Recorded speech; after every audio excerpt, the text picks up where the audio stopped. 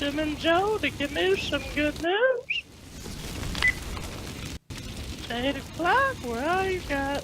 Waiting for my good news. Get your fat ass sunlight already. We've even seen a referee 2 feet from the play on the sideline staring at the guy trying to catch the ball, staring at where his feet are, and still calls him out. Get ready for 2 hours of hard-hitting football talk from two men in the know. It's Football on the Know with Jim and Joe. Drew Brees is a Hall of Famer, absolutely, and showing that he could possibly be the GOAT. All right, but I gotta say something about the New England Patriots here. The Patriots kept coming out and saying before the Super Bowl even happened, they kept saying, "Oh, well, everybody's against us." Bullshit. What they say, it's not the X's and the O's, it's the Jimmies and the Joes.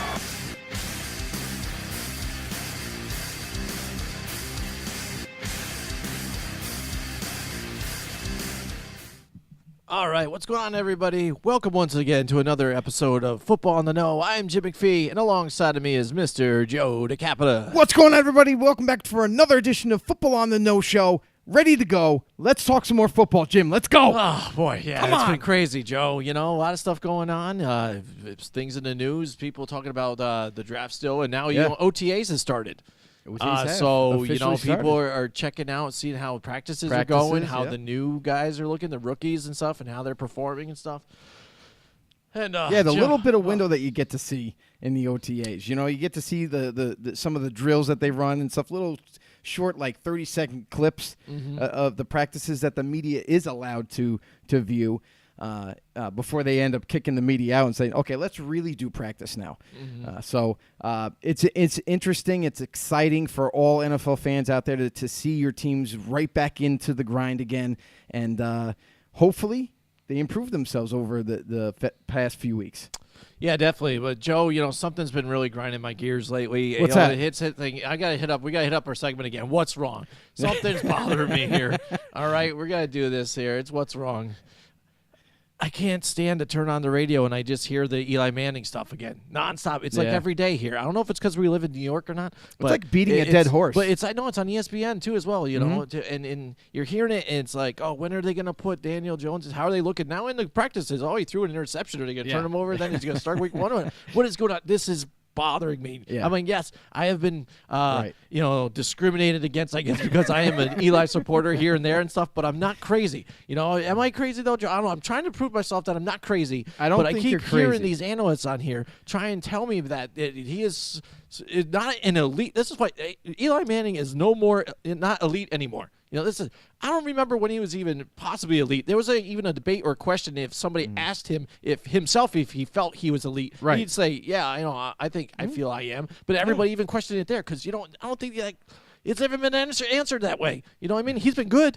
You know, if you look at his stats, they've been pretty decent. Yeah. You know what I mean? And yes, he is piling up yards. He's like the fourth leading passing yards in NFL history right now. He's there in the record books. Yes, don't get me wrong. Yeah, I know, but he has his mistakes, and they've been there. I don't see where he's been on this mountaintop. Now all of a sudden, people want to put him on, and now knock him right back drag down. him down. And he's pretty much the same guy. And it just bothered me, Joe, because, again, I'm trying to listen to these guys describe what the problem is and hearing his turnovers. And he is, I heard today that just because now he makes so much money that he has to turn this team around and produce wins out of his ass somewhere, you know, just like because all by himself, you know, if he doesn't have weapons now he's just got to do it himself, you know. Yeah, and if he couldn't do it with Odell, then he couldn't do it with anybody. And it just bothers me. It's funny that they bring up Odell because, okay, even when Odell was there, guess what? He wasn't on the field all the time. He was one of those. He is definitely one of the best receivers in the league. However, he was often injured. Giant fans alone seem to kind of forget about that. And to put the blame all on Eli, I don't understand that either. You're putting the blame on a quarterback who has success, has won 2 Super Bowls for you, has been there, done that, is a veteran, is a leader, is a consummate professional. And let's take a little glimpse of last season. Just this past season, everybody says, oh, he sucks, he's terrible. Really? Okay. Well, if I didn't label his name if we didn't know what his name was and we didn't know what team he played for, and his stats read something like 4,300 passing yards, 21 touchdowns, 11 picks. Oh, and by the way, a QBR of 92.3. Those are really good numbers. I don't care who you are. If you did not know that was Eli Manning, you would be like, oh, this guy's actually pretty good. But I don't. Cowboys fans would have thought that was Dak Prescott. Exactly. And I don't understand the absolute disdain for Eli Manning even later on in his career. The guy has been there, done that, and has carried the team at times for them. How can you still be so negative about him? Yes, I get it. He's made mistakes. What quarterback hasn't? Name one. I don't care even if you're the great Tom Brady or if you're the great Aaron Rodgers or Drew Brees that no one really talks about, but he is a great quarterback. They've all made their fair share of mistakes. Yeah, maybe not as many, but to say Eli Manning is just absolute garbage is asinine.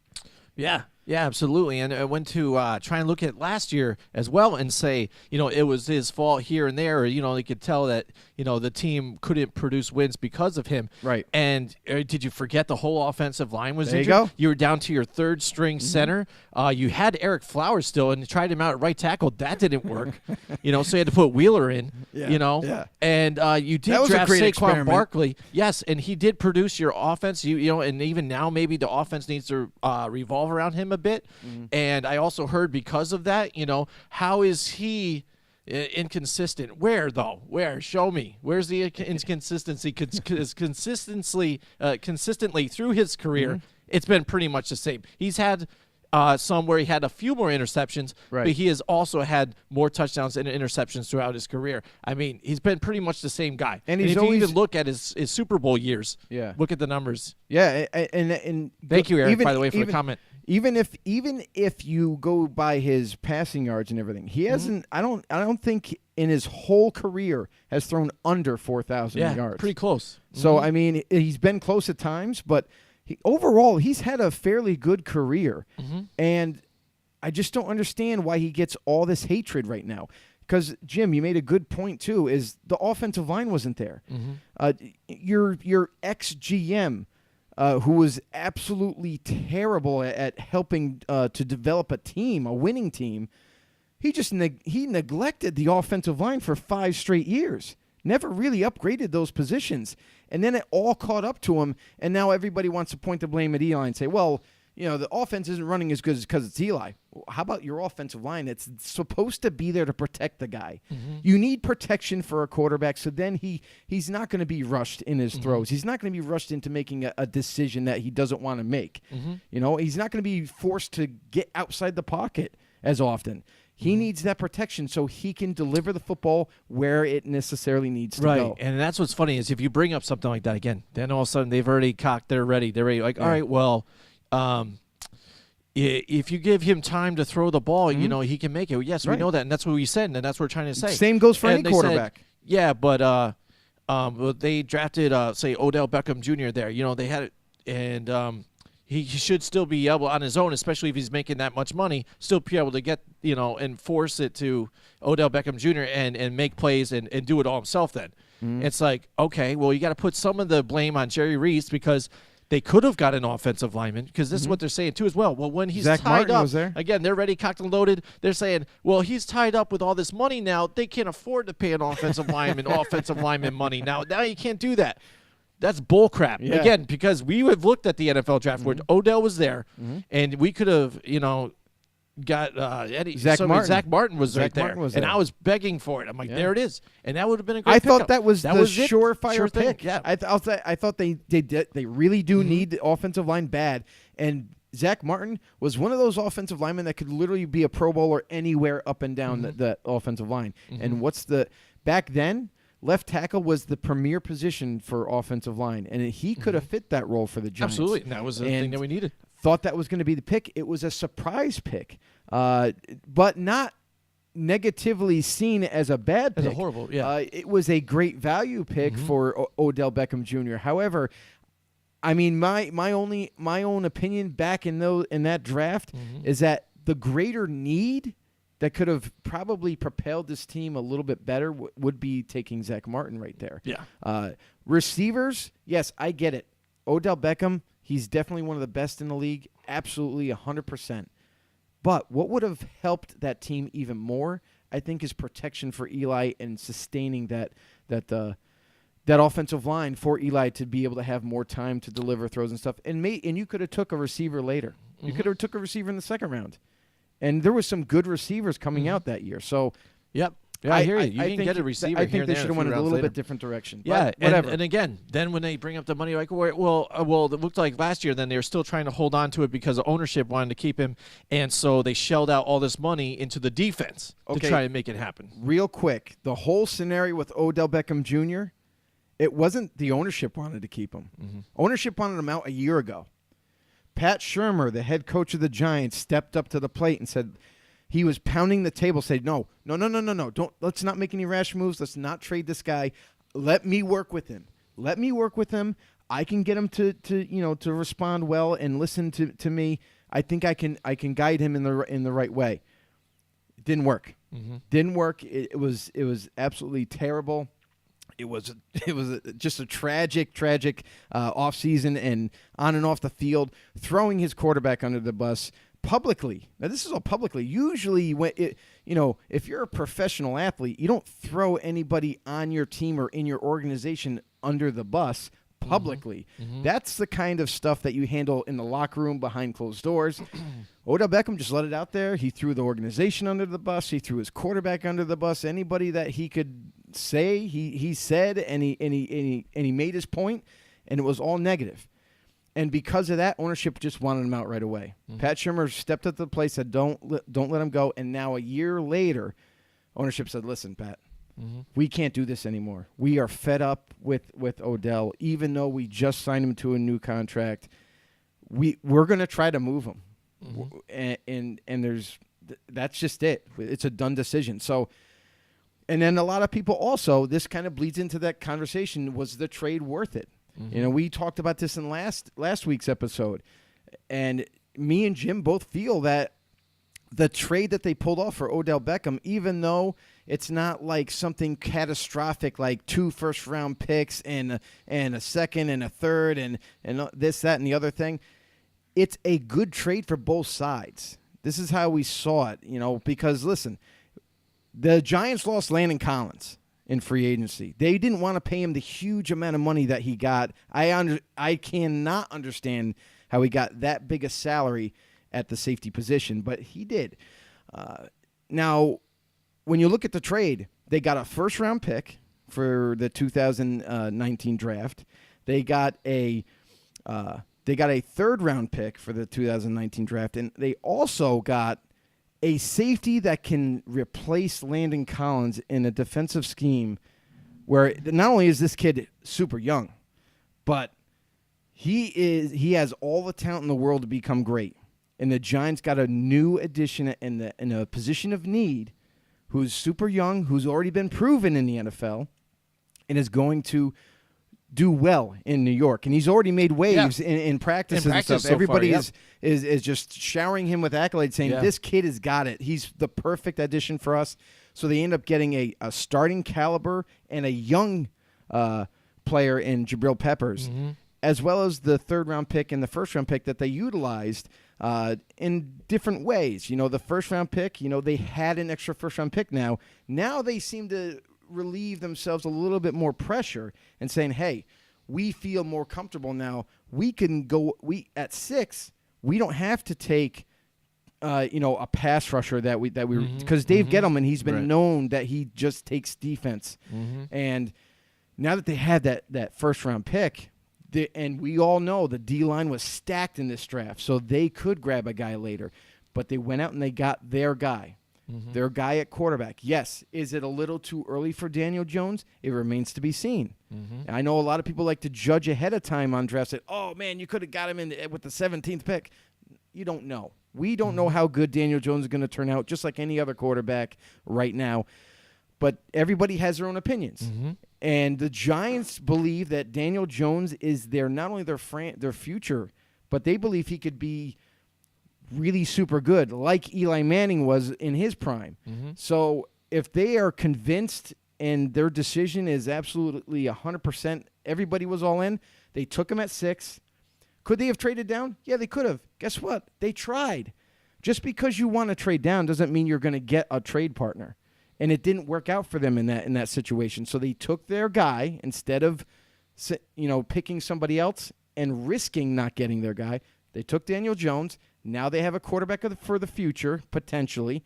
And with their second first-round pick, they went ahead and they took a guy that not a lot of people were very excited about. Is Dexter Lawrence from Clemson. But I'll tell you this right now.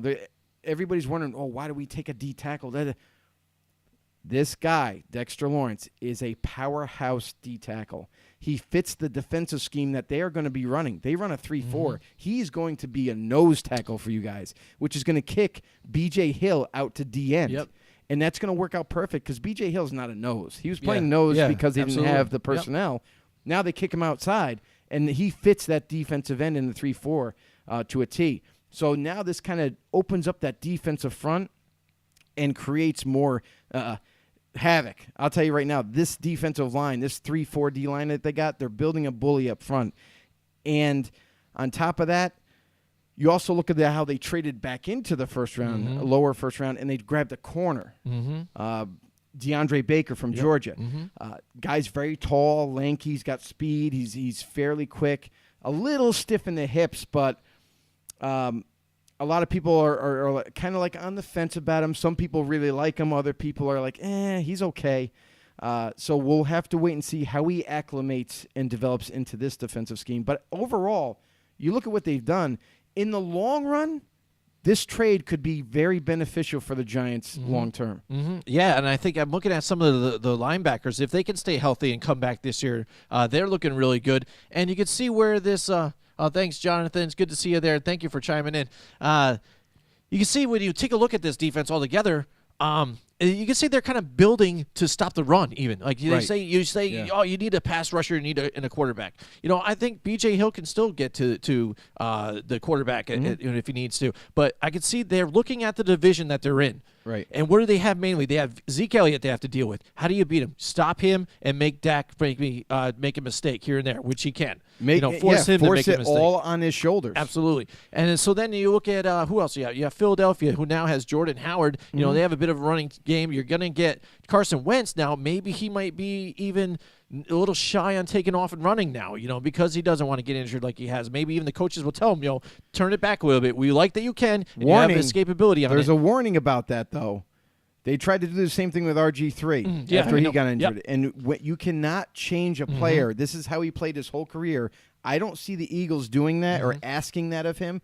But I do see them asking that, like, hey, don't take hits. Don't let anybody land on you. Slide, get out of bounds, throw the ball away, do whatever you got to do. Just don't take hits. Right. And then you look at the Washington Redskins, who they're kind of in shambles. They've always been injured every season. and even their running backs, they're running backs by committee. And also what's funny is the running backs are all good, but they just can't stay on the field ever. And now you've got a first man in Dwayne Haskins that's probably going to end up being the starter. Who knows? Maybe they send him, but you're most likely they're going to put him in. Yeah. You want to try and pressure him, then maybe he can make a mistake in his rookie year. So I can see the way this team is maybe trying to build it, and like you said, trying to fit the scheme, put guys that in there that work and fit, instead of trying to make these other guys, Olivier Vernon, trying to make him make it work and getting rid of some of the toxic players. Some of these people want to say they weren't toxic. Now Landon Collins all of a sudden is talking like every week. I don't get it now. What is it when you put on a Redskins jersey? Now you got to talk all the time. You got Josh Norman talking all the time. You got Landon Collins now. I think it all rubs off. Yeah, seriously. Like, I'm glad to have Jabril Peppers now.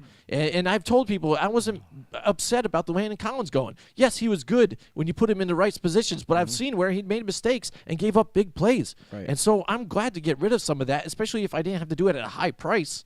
And you get Jabril Peppers. Yeah, so I'm fine with it. If I can get value in a bunch of great guys with good attitudes and positivity that believe in the system, that's better than a bunch of couple stupendous guys that are just a problem here and there and maybe can't even stay on the field. Right, and that's why you saw the Giants make the moves that they made.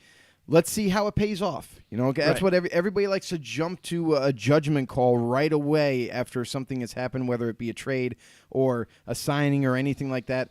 Let's wait and see how it all unfolds. Yeah. Yeah, I just want to. I'm tired of hearing that Eli talk. Make it about the Giants. Again, I saw a couple of segments where we look at all the worst teams in the divisions and which ones do we think can go worst to first. I don't mind that. Like, if you want to say the Giants, maybe they could, will they be able to do well this year? Vegas has them going 5 wins. Maybe we'll see. Maybe they can do more, but that's what you got to make it look like. Saquon, like you said, he ran and did well last year without an offensive line. Tremendous. Now he's got Remmers, he's got Zeitler, he's got other guys, more veterans there. Hopefully that would help him out. And that's the thing. When you look at this offensive line that they've kind of put together slowly. Last season they made some improvements. I know everybody's not so happy with Nate Solder signing, but he wasn't the number one. Maybe he'll do better this year. He wasn't right. He wasn't the number one guy that they wanted. They lost out on the bidding for Andrew Norwell, who ended up going to the Jaguars. But so they had to bring somebody in. They brought in Nate Solder. Did they overpay him?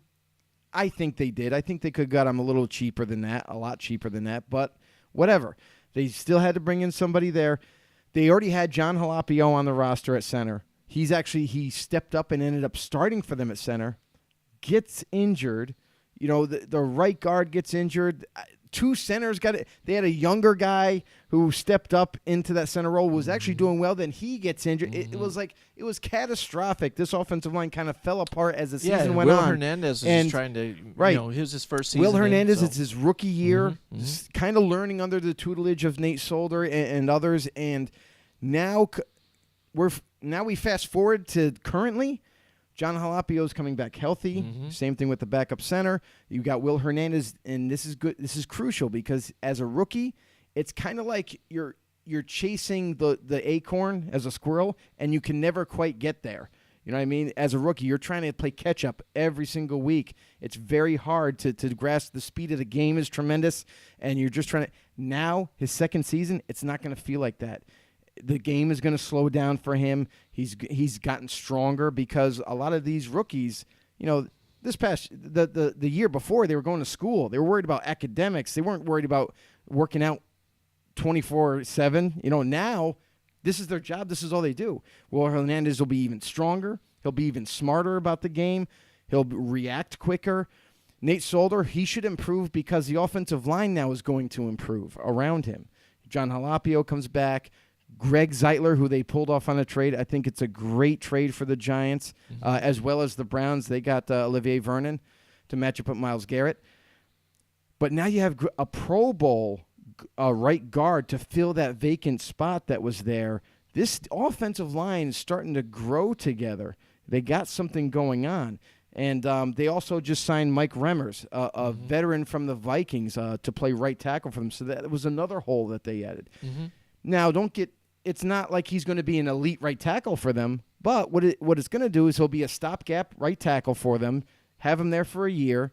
He'll do an adequate job enough so then he can help this offensive line for 1 year until maybe they move on and grab something else. Yeah, there you go. So that's what's wrong with me, Joe. That's what's wrong. But I'm not crying anymore. I feel a lot better than that. So now that we talked through it, this is what the show's all about too. It's all about therapy for everybody. Yeah. You bring out your opinions, bring out your concerns about your teams and everything. That we'll talk you through it. We'll get you to come walk back from the ledge. And people also forget too, just to chime in again, that we got Golden Tate now too, and he looks great in practice right now too. I mean, it's just different, and that should be even better for Eli Manning. Like I said, I would rather just have it be about the Giants and not just say Eli and when is he coming in? When is he coming in? And let's temper those everybody pushing for Daniel Jones right now. Yeah. I understand they took him high, and usually when you take a player at 6 or top 10 or anything like that, usually kind of want to push him into that starting role. But this is a quarterback position right here where they already have a vet in place, and the Giants, unlike a lot of teams, have that luxury of not rushing the rookie into the fire. Yeah, so I mean, we'll see. But then another topic that's really hot, lately too, because Gerald McCoy, we had the whole thing where the video came out, that was showing that he doesn't maybe put so much effort into the games. He's kind of slouching here and there, and he maybe hasn't lived up to the potential that he probably should have, being drafted where he was.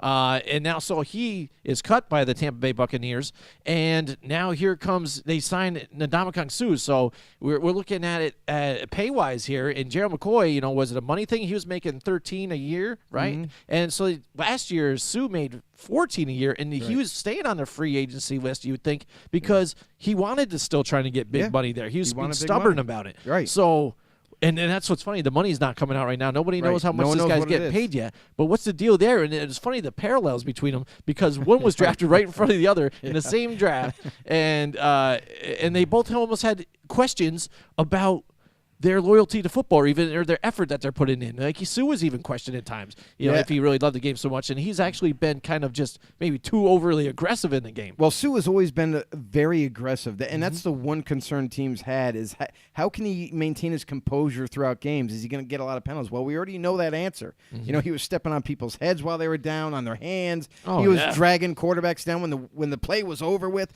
He was causing utter chaos. And he got his penalties for it. Now, Gerald McCoy was a much different type of college player coming out. He wasn't the kind of bear of a D tackle who was just like super strong and you really couldn't block him. Gerald McCoy is strong, but I think he was a little quicker, a little faster than Ndamukong Suh, and he utilized a little bit more athleticism than Suh did. In Ndamukong Suh's name, you know what it stands for, right? It stands for House of Spears. Oh boy! So you can that alone carried on with him through college, and he was a unstoppable force, but he used a lot of power to get to the quarterback and stop the run. McCoy was a little bit different, and I think McCoy is more versatile of a D tackle than Suh is. For Suh to get paid $14 million last year with the Rams, and for McCoy, who was only making $1 million less with the Buccaneers, I really don't understand the logic right now of just saying, okay, we're going to cut McCoy.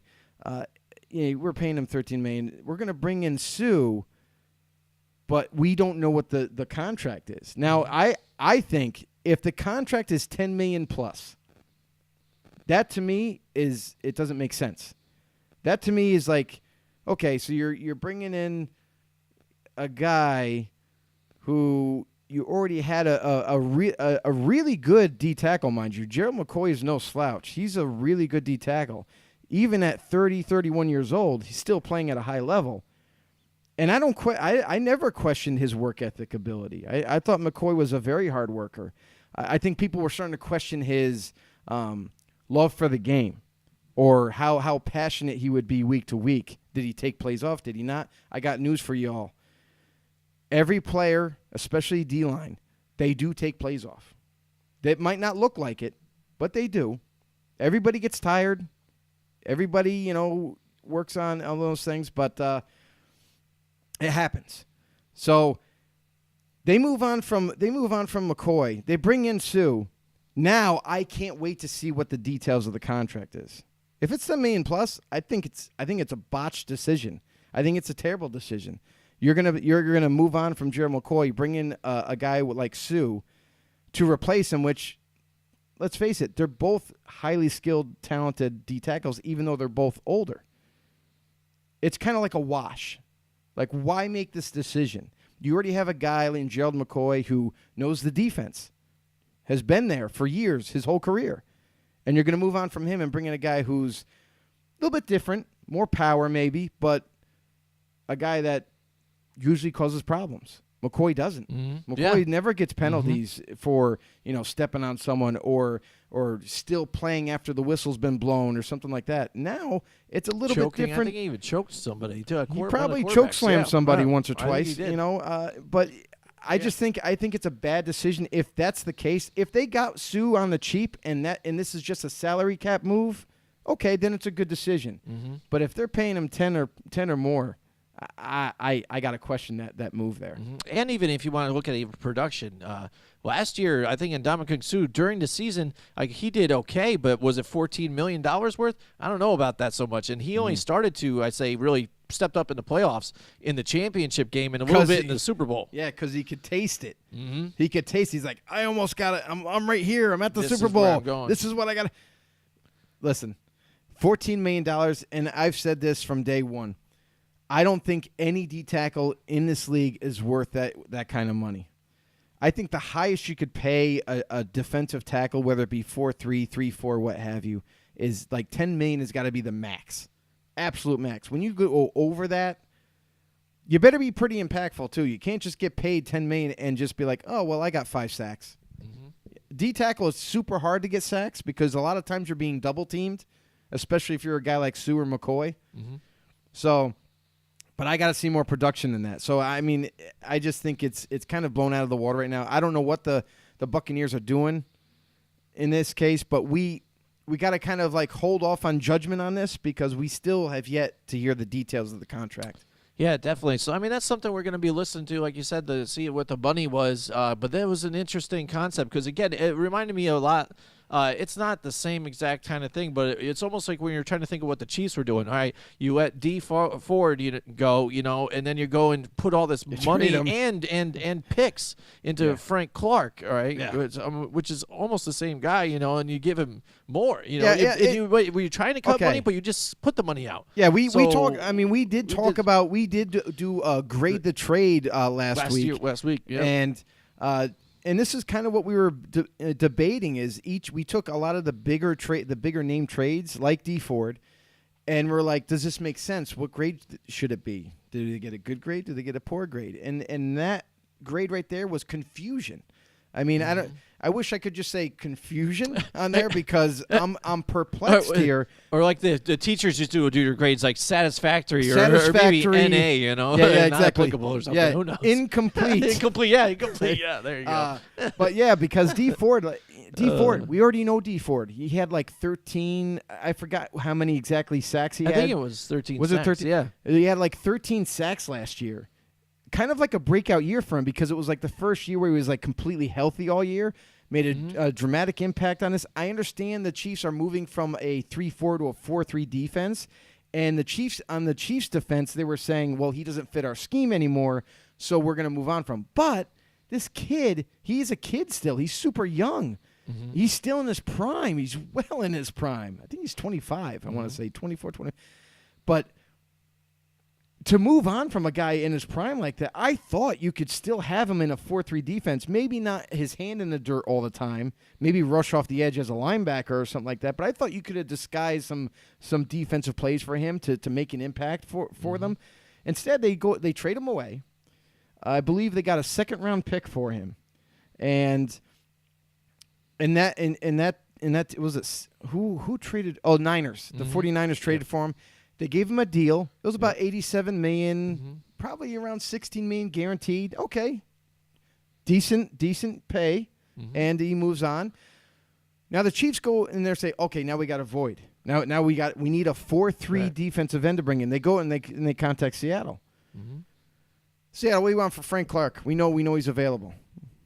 Pete Carroll, Greg Schneider's there, and they're like, let's see. What are you thinking? First, I think the conversation's got to start with a first-round pick. Let's face it. It's Frank Clark. Yeah. In his prime, a dynamite 4-3 D end.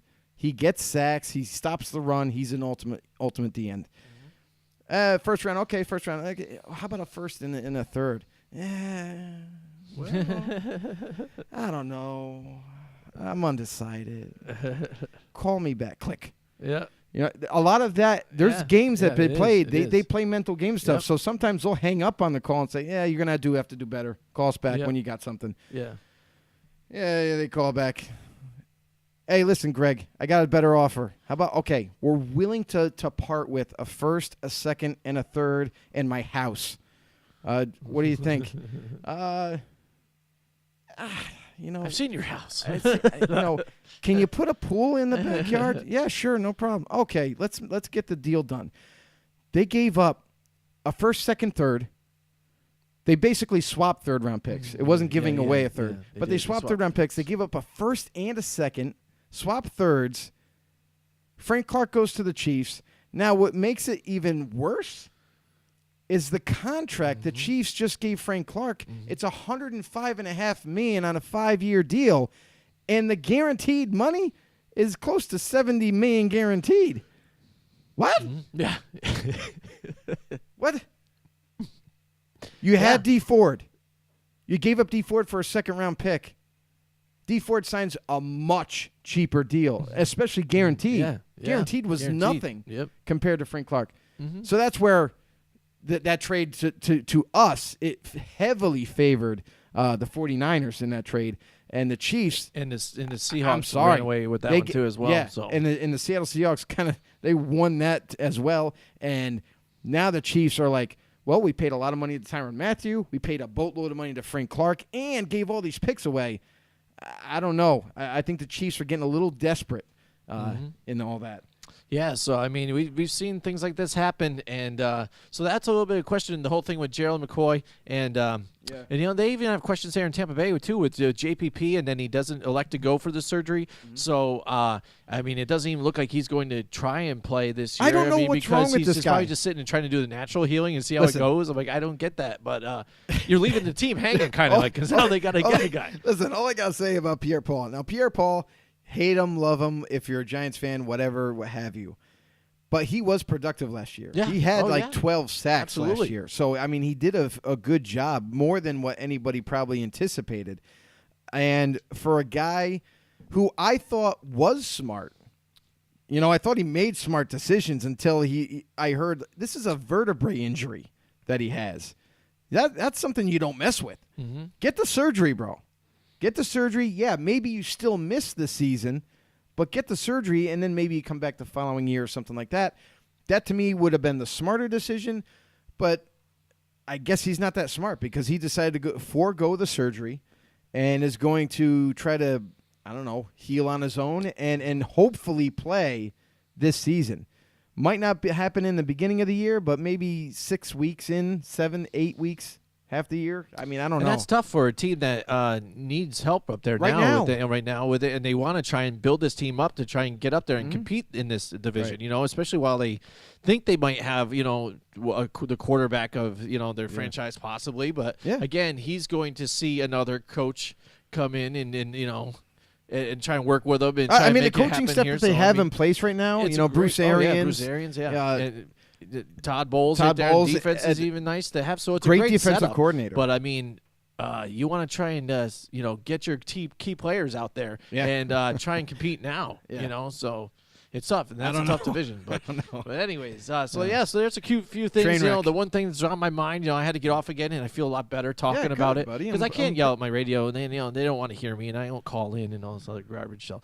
And they This is can't where just I've been at, and they so. can't hear you when you yell in the speakers. Just, I know. doesn't But happen. anyways, but you people hear me, and we hear you guys too. We thank you guys for the comments, and come on and Definitely. comment about anything. If there's something that's bothering you too, something talk about it. We'll talk about it. I don't care. Let's do it. yeah, even if you have any opinions on your team about a move that they made or a trade that they made, anything, or even coaching staff, front office, anything maybe at all. something you might have seen in the OTA, somebody you're impressed with, that might Yeah. be a sleeper for you and stuff. Who knows? Definitely. You never know. I want to also say, if you guys haven't had the time, you can follow us on Twitter at FB_no. If you guys Definitely. aren't on Twitter, if you're on Twitter, you didn't see that we were on there yet, so do that. FB_no.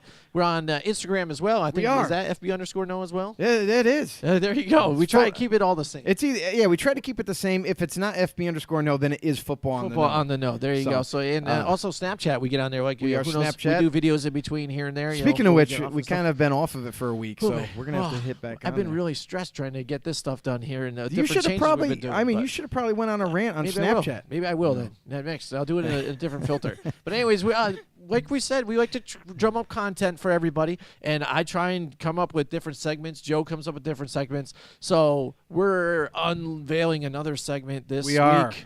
So it is Watch out, something we everybody. decided to do it here, and we thought it'd be fun because we are football on the know, which That's is right. a play on being in the know. We like to let you guys give you all the information that you have.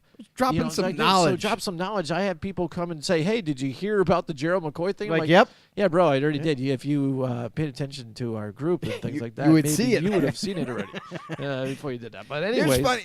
This is really funny. I have to say, it happens a for lot.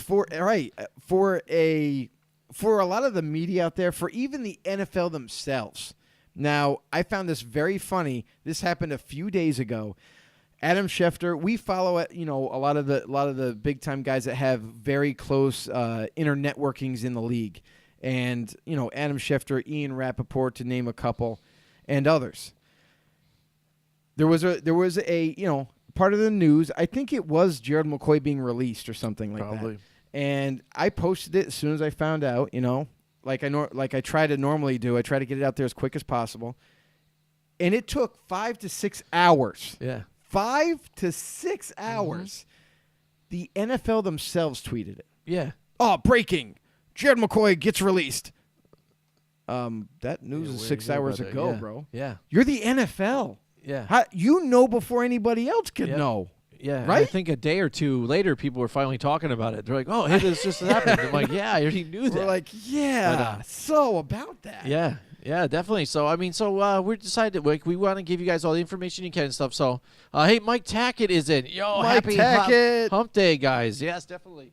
I got to hit him up with the I'm ready with it today. What's going on, Mike? Welcome, one of our loyal know-it-alls who always shows up every single week for us. Boom. Yes. So we're going to check this out. He's in the process of launching an international media platform. Who Nice. knows? He might be joining forces at some. Oh, we join forces. Yes, I like that. Here we go. And by the way, you're loving the multi-stream. Well, that's just because of you, Mike Tackett. That is. We thank you so much for everything. Thank you, You Mike. have been our greatest He's the supporter here for- MVP. Oh, he is the MVP. He's the MVP. Thank you so much. Thank you so much, Mike. I tried to get it for some reason. I tried to get it to stream to our group and stuff, but it would have cost an extra fee to do it to our group, and I'm really cheap right now. So which that's why brings I'm me to doing my it. next point. To my If you're a personal. sponsor out there and you would like to sponsor the show, feel free to contact us. Yes, any local anybody that wants to even not just donate money, but so we can support your business. We will whatever you want. advertise We for advertise you. nonstop. I would advertise Monster or Rockstar because I drink them constantly on the show if they would give me the money. So it's cool. But then Mike Tackett is here. That's awesome. And I'm going to unveil this new thing, Joe. Here we go. Wait, The before new you do, Wow. just want to say thanks to all of our know-it-alls out there for all the support that they've given us up to this point. It's been absolutely amazing. Me and Jim love doing this. We do it for fun, and we're just having a blast with it. Yeah, and for the torture maybe too. But Well, it's also for therapy. Yeah, I mean, yeah. You say torture, but it's also for But I therapy. tell you, just last night we were working the contacts and everything. We got like another 10 members last night or so. Yeah, It was amazing. We Joe, made a Joe jump. is the We made a MVP jump. too. He's co-MVP right here, getting to work in. But anyways, all right, here we go. Our new segment that we have, it is nothing else but called In the Know Fact of the Day. That's right. We're going to give you the fact of the day, everybody here. So then you guys can be a little more in the know, so that you can tell all your friends a certain fact. So here we go. Beatty Feathers of the Chicago Bears was the first player to rush for 1,000 yards in a season. In 1934, he ran for 1,004 yards and 119 carries and averaged 8.4 yards per carry. Woo! That is unheard of in today's standards. Like Yeah. if I gave you, we talked about the Eli Manning stats. Right. If I gave you those stats, and not the year or the player, Right. some people and say name the player. Some would Yeah. say Barry Sanders. Some would say maybe Emmitt Smith. You know what I mean? Yeah, It yeah. was crazy because 8.4 yards a carry. That's absolutely monstrous. insane. And if you think about it, we talked about it before the show. These guys didn't play 16 games in a season. No. So No, they it paid is 12. No, yeah, absolutely. So that is our fact of the day, and we're gonna do it every week. So everybody still is in the know, and they have a cool little factoid to tell people, or even a lot of people like to do trivia. So you go to those trivia, and can then take you that hear to the bank. sports trivia come up, and Maybe it's one of stump, the ones you might maybe have heard stump already. your trivia host with that one. Possibly, and say I got this. I'll bet a beer or That's so right. on it. You know what I mean? Start getting it for you. So there you go. That's our next segment that we've had to put in here. So, Joe, you want to just hit us up with some news then? Let's head to the news. Go, let's drop All some. right, let's hit it. Now we're going to go and drop some more knowledge. We're going to hit you guys up with the drop. This is the drop. Former 49ers and Packers D-line Quentin Dial has retired, everybody. It's a sad day for Niners and Packers fans. Quentin Dial was actually a very underappreciated type of defensive lineman. Very good player. Ravens signed outside linebacker Shane Ray to a one-year deal, adding to that linebacking core that they already had that's pretty tight. Texans released tight end Ryan Griffin, which is kind of a little bit of a surprise there. Philadelphia Eagles defensive end Chris Long announced his retirement from the NFL at the age of 34 on Saturday after 11 seasons in the league. Seahawks head coach Pete Carroll would kill, he would kill or decrease instant replay to improve the NFL. Boy, that escalated quickly. Why, That Pete? really got out of hand fast. Exactly. Why? Why would you do that? Because, okay, I can understand, like, Pete Carroll is sitting there and be like, hey, you know what? There's a lot of calls being called against my team, and this is why I want to call it. I don't get Maybe, it. I guess. I don't know. Why all of a sudden now? Yeah, and, I mean, maybe Pete Carroll, you know, he likes to get to bed early.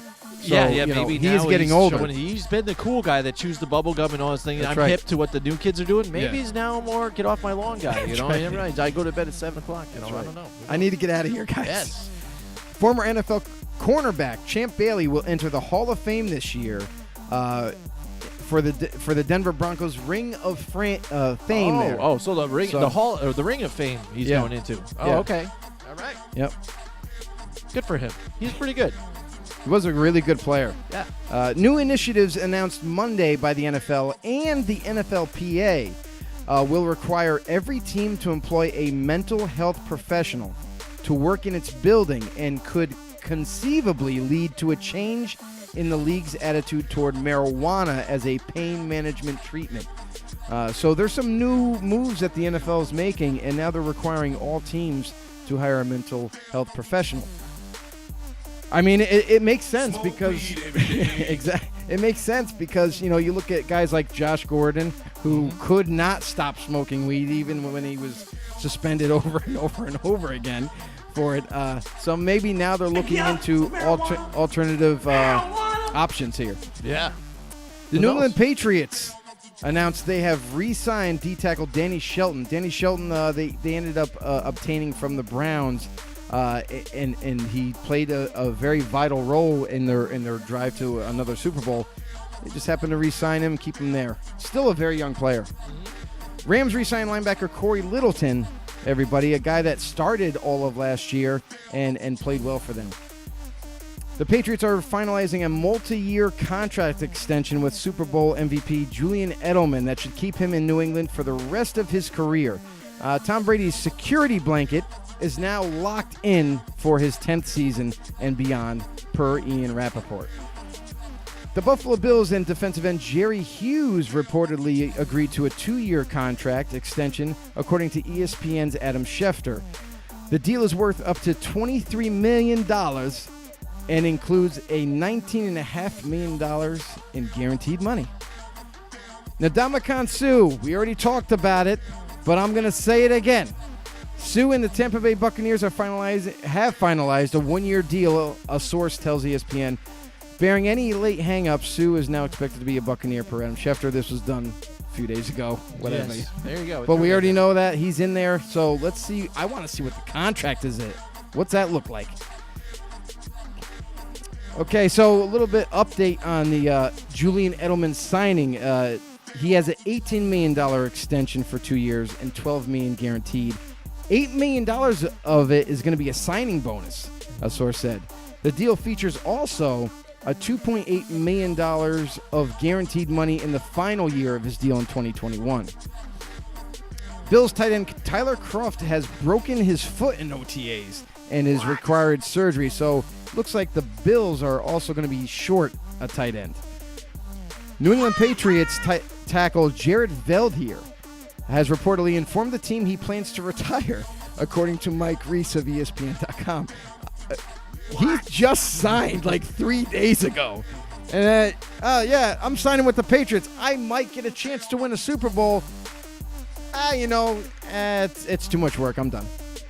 Yeah, I don't get it. Who knows? San Francisco 49ers rookie Nick Bosa has suffered a hamstring injury in practice. Head coach Kyle Shanahan has confirmed. This was the one thing about Nick Bosa coming into this draft. Everybody questioned how healthy he could stay. Because he's had his fair share of injuries in college.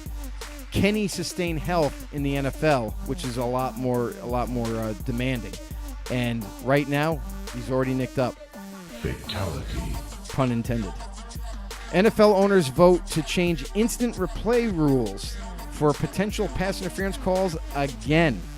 The owners voted to amend last season's rule change, deciding in a 31-1 vote that review of pass interference penalties called and uncalled would have to be initiated by a coach's challenge throughout the entire game, including in the last 2 minutes of a half or game. Last year, part, just so everybody knows, last year, it's not really that drastic of a change. Last year, they could not challenge it in the last 2 minutes of the half or the game. So now all they did was kind of remove that threshold there, and they're allowing all the teams to still challenge a pass interference call within the 2-minute warnings. NFL makes broadcast changes, including single header rule and playoff game kickoff times. If you want to know more about this article that came out in this kind of news, go ahead and check our group out, and you can click on the link there, and it'll give you all the information of what they have changed in detail. Wow. That's Yeah. pretty different. Huh. It is, Jim. Wow. They're making changes. When I said that, there was a line. Making changes. I'm going to have to read that. Yeah. The NFL has asked teams to eliminate some high-impact drills, including the iconic Oklahoma drill, which a lot of people love. It gets a lot of people hyped up, and especially the team. It's for competition. It's been around for years, for decades. Bill Belichick loves it. He says, you see Exactly. how tough a man is, and a Yeah. lot of things from that drill.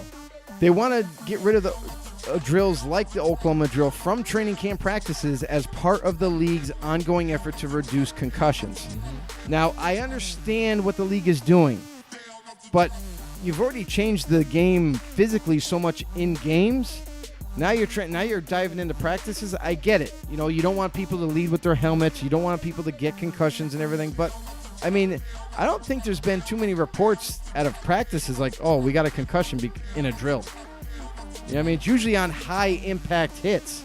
You know what I mean? Right, These right. guys are only, in an Oklahoma drill, they're only about 3-4 yards, maybe 5 yards at the most away before they, I don't know. Yeah, maybe it's just Just the saying. extra contact before the season starts. I don't Maybe. know. But again, I think some of this, when you talk about injuries, like, what do you get now? You get pulled hamstrings or things like that, tears. Maybe it's because they're not doing the workouts that they should be doing, that they used to be doing. You know what I mean? So now you're expected to get this level that quickly, and you're getting that tear. Maybe this is what you're going to happen too.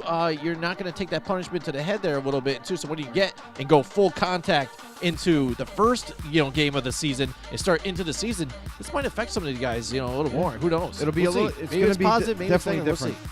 You know. Jets signed veteran wide receiver Deontay Thompson to add to that receiving core. Jermaine Kearse, he's still out there in free agency, still waiting for a job. Maybe he ends up going back to Seattle. I don't know, but poor Jermaine, he's still out there all by himself. Cardinals signed D-tackle Terrell McClain to a one-year deal to add some bulk up there, up the middle for their defensive tackle spots. Saints signed safety Terrell Williams to add a little bit more depth in their secondary.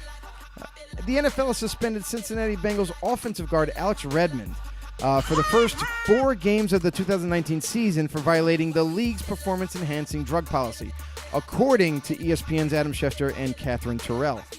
Just another guy getting in trouble. Winners don't use drugs. It's true, too.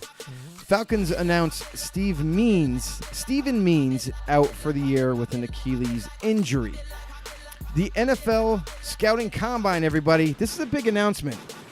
The NFL Scouting Combine is moving to prime time. It's no longer going to be all day long during the middle of the day, because I know some people, like in the beginning of the Combine weekend, you're missing out if you're a football fan because you got to work on Thursday or Friday. You know what I mean? So you're missing out on a lot of things. So now the NFL has decided to move the Combine to primetime hours. But, however, the event will still remain in Indianapolis through 2021 until they have to either update their contract or potentially move to a different city. Yeah, because they see what people are actually into this and yeah. watch it. So there you go. If they can get more viewers and channels add on to this, yeah, why not? I think it could be a dramatic improvement now that they've decided to go primetime. The Oakland Raiders have announced that they have released one of the backup quarterbacks that they're trying out in Landry Jones. Landry Jones, the ex-Steeler, comes over to Oakland for a small stint, and I mean a very small stint. He was also in competition with the guys like Mike Lennon, and apparently they saw enough of him after a few days of OTAs. So there you have it, everybody. There's the drop. All right. Yeah. There you go. There's our news. Man, a lot of stuff again happening. Again, some guys that Always can't happening. lay off the PEDs. How about Patrick Peterson with the PEDs and stuff, man? What gives, you know? And this is the weird thing is I get it. These guys, they get drug tested randomly and all that type of thing. But Patrick Peterson has gone through his whole entire career. And, I mean, he's gone through his whole career without getting in trouble, without getting caught with drugs, without doing anything out of the ordinary. And for all of a sudden, very drastically, all of a sudden, is now nabbed in the butt and like, oh, you got to serve a suspension. Right. I kind of wonder, is Patrick Peterson like himself is like self-realizing, saying, hey, I am getting a little older. I may or may not have missed a step. I may not be as strong or can keep my strength as I used to. I need a little bump of performance-enhancing drugs to keep me at my top-notch level. And maybe he just started to delve into it, and now he got nabbed. Could be it, and it's tough, and especially that makes the most sense, because these tests are coming. So if you know, if everybody that gets nabbed here, you've seen it happen. You should be able to. Right. A guy that's been there so long, and if you have been doing it, to get caught at this point, is ridiculous. Right. So you would think that maybe now he sees they starting to age there, needs that little bump to keep up. Correct. And a lot of people were maybe concerned about some of this too, because you hear this say, well, he was good already, why does he got to do that? A-Rod did the same thing, he was great already, why did Barry Bonds, but yeah, you could always get that much better. And right. If you notice that some other people are doing it, even younger guys, you need to step up your game and keep up with it. Sometimes right. you do. What I mean? It happens. But to get bumped, it sucks. Jonathan Badillo, look at that. Here he goes, joining in. Excellent. Thank you for joining us. There awesome job. Well, thank you. Awesome for you chiming in.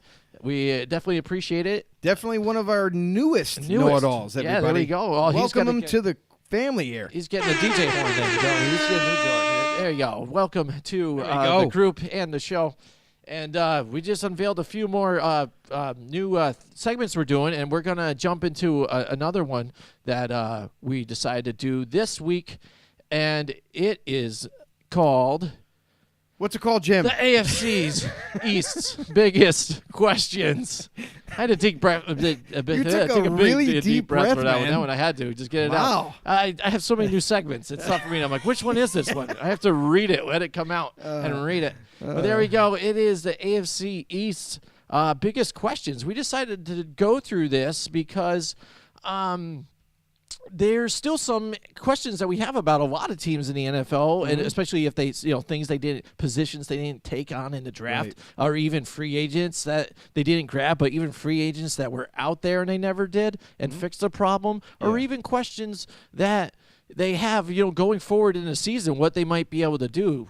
You know, so let's go through and look at the biggest questions. And who's up first? Who are we gonna go first? Who did I pick first? I picked the Buffalo Bills. Here we go. The Buffalo Bills. Their question now for us was, what's the plan at the running back position? Because you have LaShawn McCoy, and you let Chris Ivory go. He's not there anymore. So now you have also, you bring in Frank Gore, the other veteran, and you draft a running back in Singletary, and you also have TJ Yeldon you bring in. Right. So you're obviously stacked in the backfield. A lot of competition not right there. exactly everybody's going to stay there. So is this the saying, hey, Shady, we're bringing these other guys in here, and maybe if you don't perform as well, we let you go, or maybe they're looking to do it soon.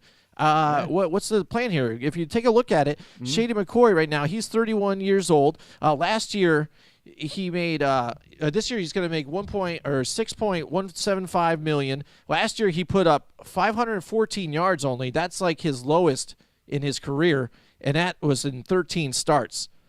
So he's had his career low last year. He had a cracked rib, a concussion, and a hamstring strain last year, too. So has he been bitten with the injury bug, too? Maybe they're looking at. And the funny thing is when you list that off, it sounds worse than what it actually is because he only missed two games. All season. So, I mean, he still stayed fairly healthy. He is getting a little older, a little longer in the tooth at that position.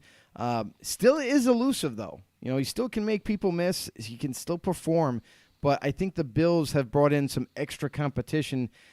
Not to say that they're just going to kind of dismiss him and move on from him, but also, I mean, it's a possibility because it really does come down to salary as well, too. Yeah, because that's the funny thing, again, because when you look at salary, that's got to be kind of what it is, because it can't be exactly saying Shady McCoy, all right, he's 31, he's going to move on because they bring in Frank Gore, who's 36.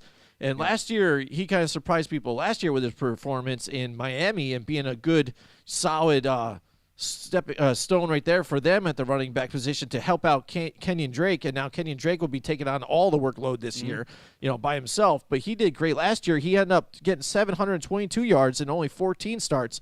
And this year, they signed him to a deal that's only $1.25 million. So it's a nice, friendly deal, veteran minimum here, and he showed that he could still perform. And a lot of people, he's one of those running backs that doesn't get a lot of praise, I think, sometimes. He's kind of overshadowed, maybe because he's the big bowling type of running back. Yeah. If you go through and look at his stats, he's only missed 1,000 yards, I think, only a handful of times. Yeah. Like, this dude has been solid every year. And I think sometimes he just kind of goes by the wayside. I mean, he has been moved on, went from the 49ers to the Colts, and then now to Miami, and now here to the Bills. So, but he's still performing amazing at a super high level. So absolutely, he can still give 110% and right now he's more. cheap. So I mean, that might help out with the whole 6.175 out of Shady McCoy here. Yeah. And they bring in T.J. Yeldon, who was from the Jacksonville Jaguars, who has been put in there here and there to work off of Leonard Fournette. He came in last year when Leonard Fournette was injured, and he performed well, too. Again, this guy at limited starts has produced, and I was kind of surprised at this because, again, I thought Shady T.J. Yeldon, he does well when he's in there, but you don't really see him a whole lot. He doesn't get the starts. But I will take a look back at it. He's only 26 years old. Right. And they signed Very him young. to a 2-year deal that's worth $2.4 million, and it's got incentive bonuses laid in there too as well. Once again, T.J. Yeldon, he signed on the cheap as well for being only 26 years old, who has shown promise, and it hasn't been instant promise. When he got drafted, the big issue with him coming from Alabama is he ran too straight up. He would just run straight up as an arrow, and it let tacklers to get right underneath him and tackle him. He's slowly developed to change that kind of running stance now. He's still somewhat a little high in the pads. He still runs a little high. However, he's slowly getting better each day as it goes. And you started to know some improvement in Jacksonville when he was given opportunity. Also, he wasn't the greatest pass catcher either. And I could start to see a little bit better development in that area as well with Jacksonville because they did start to throw to him out of the backfield a little bit more and give him opportunities that way. So he's done his fair share. He has improved. I think this is kind of like an underrated signing. I know, Jim, you feel the same way. Is T.J. Yeldon, this signing, it could bode very well for this Buffalo Bills team. He could be a major contributor going into the 2019 season. He might play more than people expect. Being 26, and he's going to be learning under two great running backs, Frank Gore and LaShawn McCoy. Don't know who's going to remain there. I mean, because it's still a possibility. When you have LaShawn McCoy, who made about $6 million last year, maybe by adding Frank Gore, you bring in T.J. Yeldon. Let's see what these guys can do with our offense, and if they succeed, Just saying you can save yourself a boatload of money by releasing McCoy at 31 years old. Absolutely. And when you talked about it, adding him into the passing game, I took a look about it. He only had 5 starts, T.J. Yeldon did last year for the Jacksonville Jaguars, and he had 414 yards rushing. Almost 500. But 487 yards receiving. So you got him into the game there. And he had a few receiving touchdowns to throw in there as well. And, again, that's out of limited starts, in there, and nice production per time. And what do you know about Shane McCoy? He can catch out of the backfield. He can do this, Very do that. elusive. If you can get 2 guys to get and work it out and do a little bit of his job with less money, why not? And still have Frank Gore there to talk to the younger guy, Singletary, maybe get him involved and coach him a little bit and see how he works out. And Singletary coming out of draft, he was one of those type of running backs that went a little bit lower than some people may have thought, but he's a very good back. I really think that he could emerge as one of those. As we just look up and see Mike Tackett, our boy, just write a book for us to read. Again, but I can see the whole thing this time. We still appreciate it, Mike. We love you. We'll get to your comment in just a few moments. But that's the thing too, is when you look at this, like, it's a weird mixture right now. They did go out and they signed Frank Gore, seen more as a stopgap type of guy at 36 years old, still performing at a high level. But why did they bring Frank Gore in? Why not just bring in T.J. Yeldon to kind of share the carries with LeSean McCoy? I think this could mean that they might be potentially looking to move on from McCoy. Maybe they are a little concerned with, even though he missed only a couple games, but, I mean, you look at those injuries, a cracked rib, a concussion, a hamstring strain. Now, LeSean McCoy is no stranger to hamstring strains. He's pulled his hamstring a ton of times. So maybe the Buffalo Bills are saying, look, he might, now that he's at 31, he's still pulling his hamstring. He's still getting banged up here and there once in a while. Maybe it's time. Maybe it's a time to make a change. And we bring in a young running back in T.J. Yeldon. They drafted Singleton. I think this might very well be a precursor move to unloading McCoy before the season even gets here. Yeah, so who knows? Let's see if that's what they're going to do, and whether they try and trade him and get the value on it, because this is his last year, the year on his deal. Yeah. So I mean, that's what they have to do by week 6 or so, right? As week 6 or week 8? Week 8. Yep. So we'll see what happens in that developing issue here. Oh man, your phone's shut off again here, so I can't read it. I have to keep my finger on it. Technology sucks. So here we go. Mike Tackett joins in here again. He says, you guys were talking about Josh Gordon and players smoking marijuana earlier. Yes, we were. And he wants to throw a scenario at us here. XFL Commissioner Oliver Luck is known to be very pro-marijuana. In fact, he recently went on record to voice his support, as well as thank you. Don't look at what I'm doing. Oh man, now that's it. Here we go. Mike Tackett's at it again. Here we go. Went on record to voice his support, as well as making the suggestion that the XFL does not test for marijuana, given that almost 90% of the entire league smokes weed. Guys that cannot pass on the grass, or even players such as David Irving, who quit football so he can smoke, might be great candidates for this league, as well as open up the floodgates for more well-known players to not re-sign with the NFL franchise. Just so they can self-medicate and not to have the worry about being fined or suspended. I think that was a run-on sentence, by the way. So, but that was a lot of breath to push out. Of course, the I don't want to hear excuses. I want results. Of course, the salaries will not be what they are in the NFL, but for guys who have already achieved what they want to financially, this could be a great way to recruit players to continue their football career. Yeah, I mean, let me tell you. Last Chance U is a really popular thing to watch for Netflix show.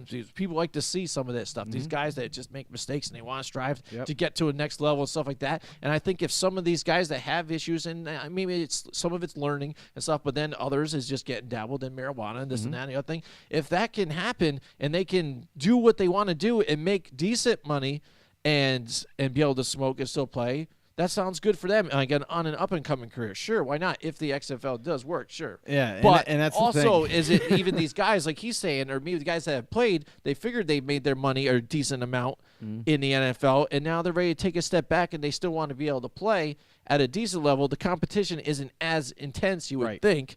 and they can spend their recreational days the way they want. Yeah, and that's the thing too. Is like, here's the thing: is like, I'm sorry, but I mean, I used to smoke weed in the past, and I didn't see it as an absolute necessity. You know, if I had an opportunity to go play in the NFL and make millions of dollars, okay, yeah, I'm done with that. I'm not even gonna. I'm good.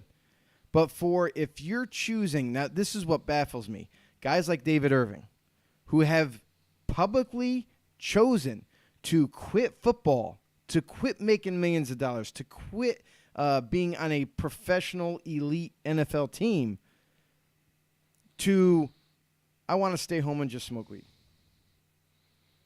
How is that a smart decision? Mm-hmm. You know, this league, the NFL league that you used to be a part of, that's like the ultimate job as an athlete. You want to be a part of that. Now, for you to choose a plant over a career, I'm baffled. I really don't understand the thought process in that. And for him to just outright quit, he's a guy in his prime right now, was a really, really good D tackle for the Cowboys. Mm-hmm. And just to up and quit so you can smoke, I don't understand the logic. I really don't. I'm confused. Yeah, we've seen it with Ricky Williams and hit the height of his career too as well. And then he eventually came back as well. And he still was never the same guy though too. I just don't understand that. And like even for guys like Josh Gordon, a little bit different approach. He didn't want to ever quit the NFL. He didn't. Right. He just enjoyed smoking so much that he just didn't want to stop. He found it as an escape for either his problems, anxiety. And mental health. And that's the thing is NFL is actually pushing mental health issues now for all NFL teams to have a professional on the staff to help evaluate players, to help players in general that may have a mental health issue, and how to combat that and maintain a career in the NFL, and maintain a strong and healthy livelihood. I'm on the same page as you, though. I mean, I look at it as if there's a career, or if there's somebody out there, it could be anywhere. It could be a shop owner of something, and they say, this is my standards of here and stuff. And if there's something I really want and I want to be part of, if these are your standards, I'm going to do my best to make these standards. I really don't have a problem with that. If you tell me I have to do this to get there, that's fine. I'm not really giving up anything of my soul or anything. I'm not really lowering my standards to I think anything, and stuff. And I don't care about more of myself of like, well, you're trying to oppress me or tell me how to live my life. You know what I mean? I never decided to come up with that sort of take on things. And the fact that some of these guys do, I'm like, I don't really understand it, because I'm like, really, are they really asking a whole lot? And like you said, when you talk about marijuana, you want to give it up. You could pretty much give it. I don't know anybody that's really addicted. I mean, maybe some people might be. I just don't get that. I don't know how you can, especially because when they're trying to promote the legalization, they're trying to promote that it's not a gateway drug, that is not addictive. You know what I'm saying? And that it's actually beneficial to medical standards and other things like that. So I mean, how can you try and promote something like here, but then still say, well, these guys just can't stop? Right. And if you really want something, I think you'd be able to bend to get the things that you absolutely want. And as far as his aspect of saying this might absolutely opens doors to other guys coming in there. Guys that say, here, I can do this and do that. Why not? And still do it. But here's the thing is like, and when you're comparing the NFL to the XFL. Yeah. XFL was a huge failure before. The AAFL. Is that AAFL? AAFL? Right? AAF, they called it for short. Mike Tackett knows. So he was all about that. Here's the thing, though, about that league. To me, that league had their head on their shoulders. That league, I thought, was going to be successful because they had a lot of guys in the league offices that were well-versed in running an organization and running a business for teams like Troy Polamalu, who was one of the great safeties ever to play the game. He was an investor. He was the guy that was in it. I'm trying to remember the other guy, but I can't remember right now. But there was a lot of NFL knowledge that was running that league, where I thought it made sense. They had a little bit tweaking of the rules, a little bit here, They changed it a little bit, and it was kind of exciting. It was a different take on football, and I thought they were going to be successful because they had people that had experience in the league. Now the XFL, it was basically run by Vince McMahon, who ran WWE, a wrestling federation, very successful one at that, and entertaining. But you have him who has no football experience trying to run another XFL league, a football league. It failed miserably. Terrible, the way they did kickoffs and everything like that. It was just too odd. Now, in a second stint, they're going to try yet again to make this league successful. I don't know how successful it's going to be, especially, not especially, but this is kind of a cool thing that the XFL is doing. Like maybe they just, we're just not going to test for it. Whatever it is, if they want to do that. Now, I think there's got to still be rules in place. Like, you can't just go walking into the meeting room and start, smoking up and, have a smoke box going in the room. You know what I mean? Yeah. So definitely there's going to have to be rules in that. But if you're a player that's choosing to play for a lesser league like the XFL, which basically is another startup, and you're choosing to go there versus the NFL, the cream of the crop, the creme de la creme, get paid millions of dollars more than maybe 100,000. Who knows? Yeah. I don't think I really don't think that it will be successful again. Well, put it in this perspective. All right, this just changing even from the drugs, the XFL. Kyler Murray decided to enter the NFL draft after he had already got drafted by the Oakland Athletics, and now makes a hell of a lot more money on that rookie contract than he would have for the Oakland A's. So, I mean, just to change from the another professional highest at that particular sport to this sport's highest, and it is drastic in money. And the same thing happened for Kyler Murray. Yeah, that's what I'm saying. Yeah. I mean, that's what I just said. So, I mean, it's one of those things where I think guys are going to make bad decisions. By that statement, if the XFL really is truly going to go through with that, which it sounds like they are, I think guys are not going to think smart about this. I think they're going to try to take their careers into the XFL. And if it doesn't work out for them in the XFL, or if it folds, now what's your next step now? Because now you've kind of left that opportunity. And you just laid it out there that you smoke weed already. Right. So And maybe. You left that opportunity Perhaps. out the window to go possibly to the NFL, to get a tryout, to do whatever. I just think it's going to lead to a lot of bad And the only decisions. positive thing for the XFL I could say is maybe they learned a little bit from the AAFL. I hope so. I hope so. Collapse. And get the right money guy involved in there. So that's all it was. Product, I think, was good. Just the money wasn't there. And also, Mike Tackett brings up the Patrick Peterson when we were talking about him and the PED regulations. He thinks they're ridiculous. You can literally go to GNC, buy a protein or another supplement, and fail a PED test. Hopefully, it doesn't affect his Hall of Fame resume. I don't think so. Yeah, I don't think so. I think the NFL is a bit different on that whole take than like the MLB. They don't run their rules by rules that aren't it's an unspoken rule or whatever that's not in the rule book. That's how the MLB plays their games. And as far as the PEDs and the Hall of Fame, I don't think some of these writers are going to leave some of these guys out here and there. And I think Patrick Peterson, people already know he's an elite at his position. And again, like you said, maybe again he just wanted to use a little something extra that you can get at GNC that does possibly pass, or fail a test that you don't know of. Yeah, maybe it's to repair some tendons that don't heal as quickly as they used to, or kind of speed up the recovery process. And he just kind of happened. Oh, well, you can't use that. What? Wait, it's only supposed to help me recover.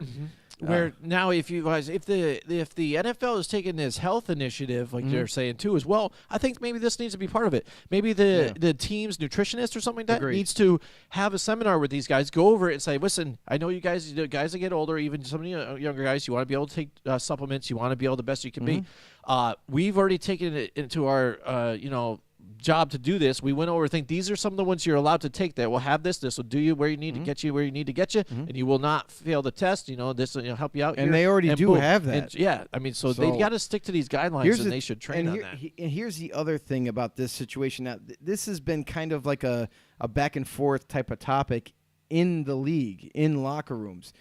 There has been times where a player has taken a supplement directly to his team doctor to get approval. Say, here, hey doc, throw you the bottle. Can I take that and not get in trouble with the league? Looks at it. Yeah, I don't see anything in here that you're getting in trouble with. Go ahead, take it. And then gets violated. Mm-hmm. But there's no repercussion for that team doctor. Mm-hmm. How is that? I think it has to be also on the team doctor's responsibilities to, if they do approve of using a supplement, they have to be responsible for that. If the league tries to come down on the player and the player's like, oh, wait, listen, I saw Dr. Greg over there, for the Tampa Bay Buccaneers, and he told me I could take this. So, I mean, I don't know how. Then I think the fault has to be on the team doctor at that point. I don't think it can be forced on the player. And has happened many times before in the past. So that's another little topic that goes untalked about. And I think I think in the league, I think it needs to be expressed that they need to address things accordingly like this. You can't just always blame the player. Sometimes the player goes out of their way to try to find out if it's going to get them in trouble, and it's even though they are told that it's not going to, and it still does, it still falls on the player. I just think that's absolutely wrong. Yeah. So there you go. There's a couple more things that Mike Tackett always delivers. He always comes does. with the content and everything. We love it. We appreciate him Always joining does. in. Thanks, Mike. And on the show, so definitely. We'll get back to the segment here, though. We are talking about. Wait, what are we doing? The biggest questions we have for the AFC Oh, that's East, right. Joe. It's been a while. I know. I mean, but we get wrapped Thanks, up. Mike. This is what we do. We love the interaction with the group members. So the Bills. All right, We're gonna another move question on. I think Yeah. that they have here, Yeah, though. go ahead. Who will be the number one receiver? That Josh Allen, he's going to be here for his second year. Last year, he tried to make something out of nothing. You have Zay Jones finally stepping up here, where we thought maybe he was borderline, could have been a bust, but then now finally he's here. Yeah, thanks to Josh not Allen. running around and doing crazy stuff, and now you bring in Streaking. John Brown this year, who again I think surprised some people, became a great weapon for the Baltimore Ravens. And Cole Beasley now comes into here, too, also to find a point where he can shine, where I think in Dallas he was just underutilized last year and wanted to be the man, and they kind of stepped over him a few times and grabbed other guys to where they even go and get Amari Cooper. So I think he has a chip on his shoulder to enter into this team. And so do you think that Josh Allen's going to stick with Zay Jones because that's who he knows and they have a little bit of a chemistry there and that's what they're going to do? Or maybe some of these other guys mix it up here and they could be the number one. But And you said the key word is chemistry. So because Zay Jones has already been there, because he's been a year with a year of chemistry with Josh Allen, I think that's going to be very comfortable for Josh Allen to go to Zay Jones, to rely on Zay Jones a little bit more than some of these other receivers. But it's not crazy to think either that John Brown can establish that same chemistry, or Cole Beasley. Cole Beasley is one of the best slot receivers who isn't really talked about. With Dallas last year, I don't think he was underutilized. I think they just kind of they forced to spread the ball a little bit more than Cole Beasley was used to. Cole Beasley was always a security blanket for Dak Prescott, along with Jason Witten at tight end. And now that they last year when they pulled off that trade for Amari Cooper, it's almost like the Cowboys felt pressured to get the ball to Amari Cooper because you gave up a first-round pick for the guy. You got to use him now. You know what I mean? So even then, I think Cole Beasley is going to be that same guy that he was in Dallas. He's still a guy that can run great routes. He can catch the ball. He makes plays. He moves the chains well. And he's always been a tough guy to stay with. Much like Julian Edelman is tough to stay with in New England, Cole Beasley is that similar type of receiver where he runs great routes and he's pretty quick. Zay Jones still has that chemistry. John Brown, now I don't know, like if we're asking, who is the number one receiver? Who's going to be the number one? I think it's easy. John Brown. I think Zay Jones has potential to be the number one, but I think in the short term, I think he'll be number two at best. John Brown, he's proven that he can be a number one receiver. Going back to Baltimore last year, we saw how much of a deep threat he was. He really kind of, blew the top off of a defense at times where teams weren't prepared for his speed. And the guy can extend the field. He will put pressure on that and whatever secondary that he's going up against. So John Brown, to me, I think after a little bit of throwing the ball here and there, I think Josh Allen might establish a nice chemistry with John Brown. Being able, Brown is not only hard to stay with because of his speed, but he also runs great routes as well. He's a little small in stature, but that's never slowed him down yet. So Zay Jones, I think everybody that they've added on this team in terms of roster with Zay Jones and Cole Beasley, I think everybody's going to be a big part of the offense. I just think week to week it's going to dictate who gets the ball more or less. Mm-hmm. So John Brown, I definitely see as being a big contributor. But early on, you could see the chemistry with Zay Jones has already clicked there. So you could see him maybe get the ball a little bit more often earlier.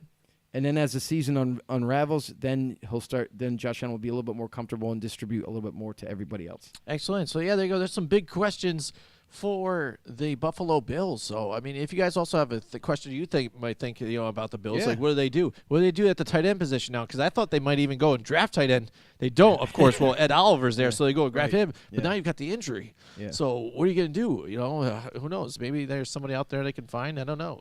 To fill that spot. They signed back their boy from years ago, and Lee Smith, who got recently cut by the Raiders. Wow. Okay. And so they added him, but he's more of a blocking tight end. Yeah. He's not really seen as a receiver, even though which they don't really need him as one really now. They did before when they had Charles Clay. Like he was their leading receiver for a while, and that's scary. That's what I'm saying. Unless you're like Travis Kelce, a guy that got injured all the time. Yeah. So hopefully they can move forward, and I think everybody can stay out. healthy here. They'll figure it out because you got to remember too.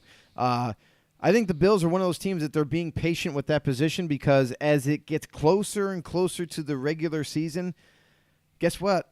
Everybody has a 90-man roster right now, and they all got to cut down to 53 somewhere. So you're going to see some cuts at all these different positions, especially tight end, where someone might be out there that's a decent player, and then the Bills can just go ahead and scarf them up.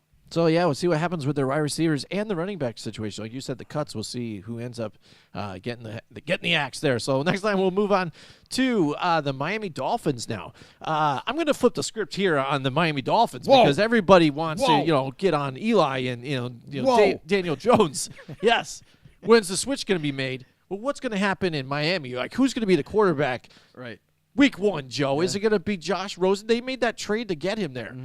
What's funny is you get Ryan Fitzpatrick, in free agency first there, and he looked good those first 4 weeks in Tampa Bay, where he's looking like Conor McGregor and everything. He's got the machismo going. Right. This guy's lighting everybody up on fire. He's in the record books now for having consecutive 400-plus games.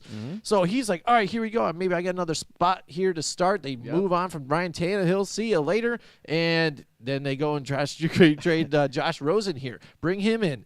And now Josh Rosen has also got to be like, well, I got to earn my spot from this guy, but I'm not going to be held down and dealt with like, the Cardinals dealt, they let me know that they're thinking about trading me and things like that when this all went down with the Kyler Murray business, So. And to this day, he's still waiting for Steve Keim to give him a call. right. To this day. Still waiting.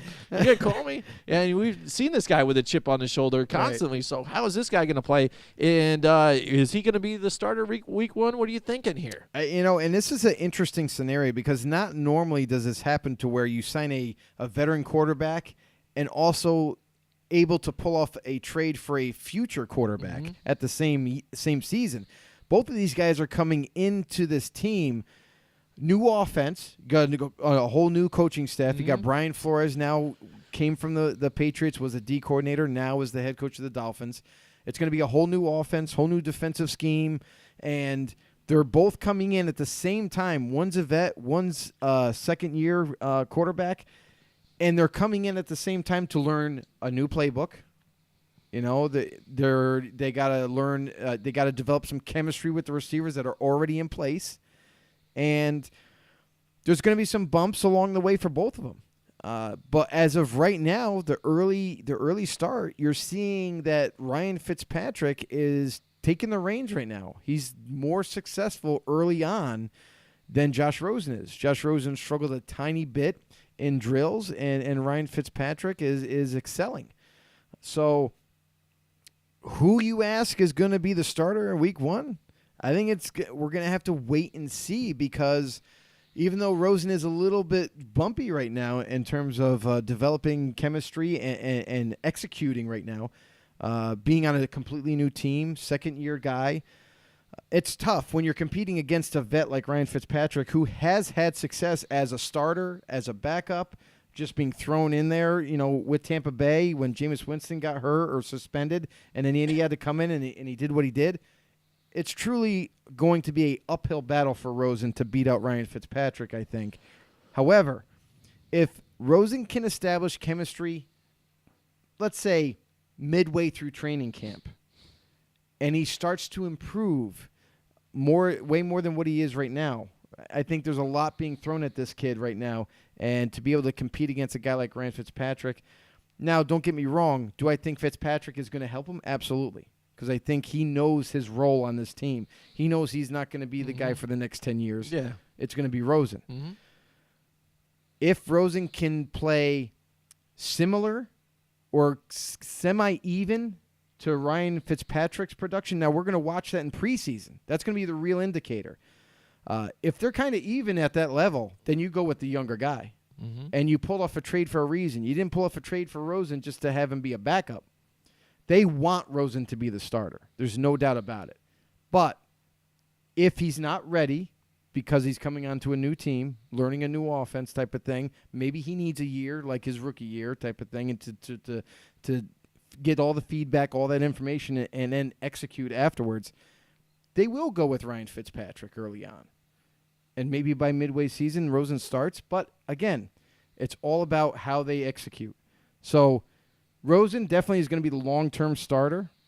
But maybe right now, I mean, it's only been a couple practices we've seen these guys in action. So it's it's way too early. We'll say that. It's way too early to go ahead and pick a quarterback. But if I had to pick one right now, because of the consistency that Ryan Fitzpatrick has and the veteran leadership that he has already, and he looks better in drills right now, to me, it's got to be Ryan.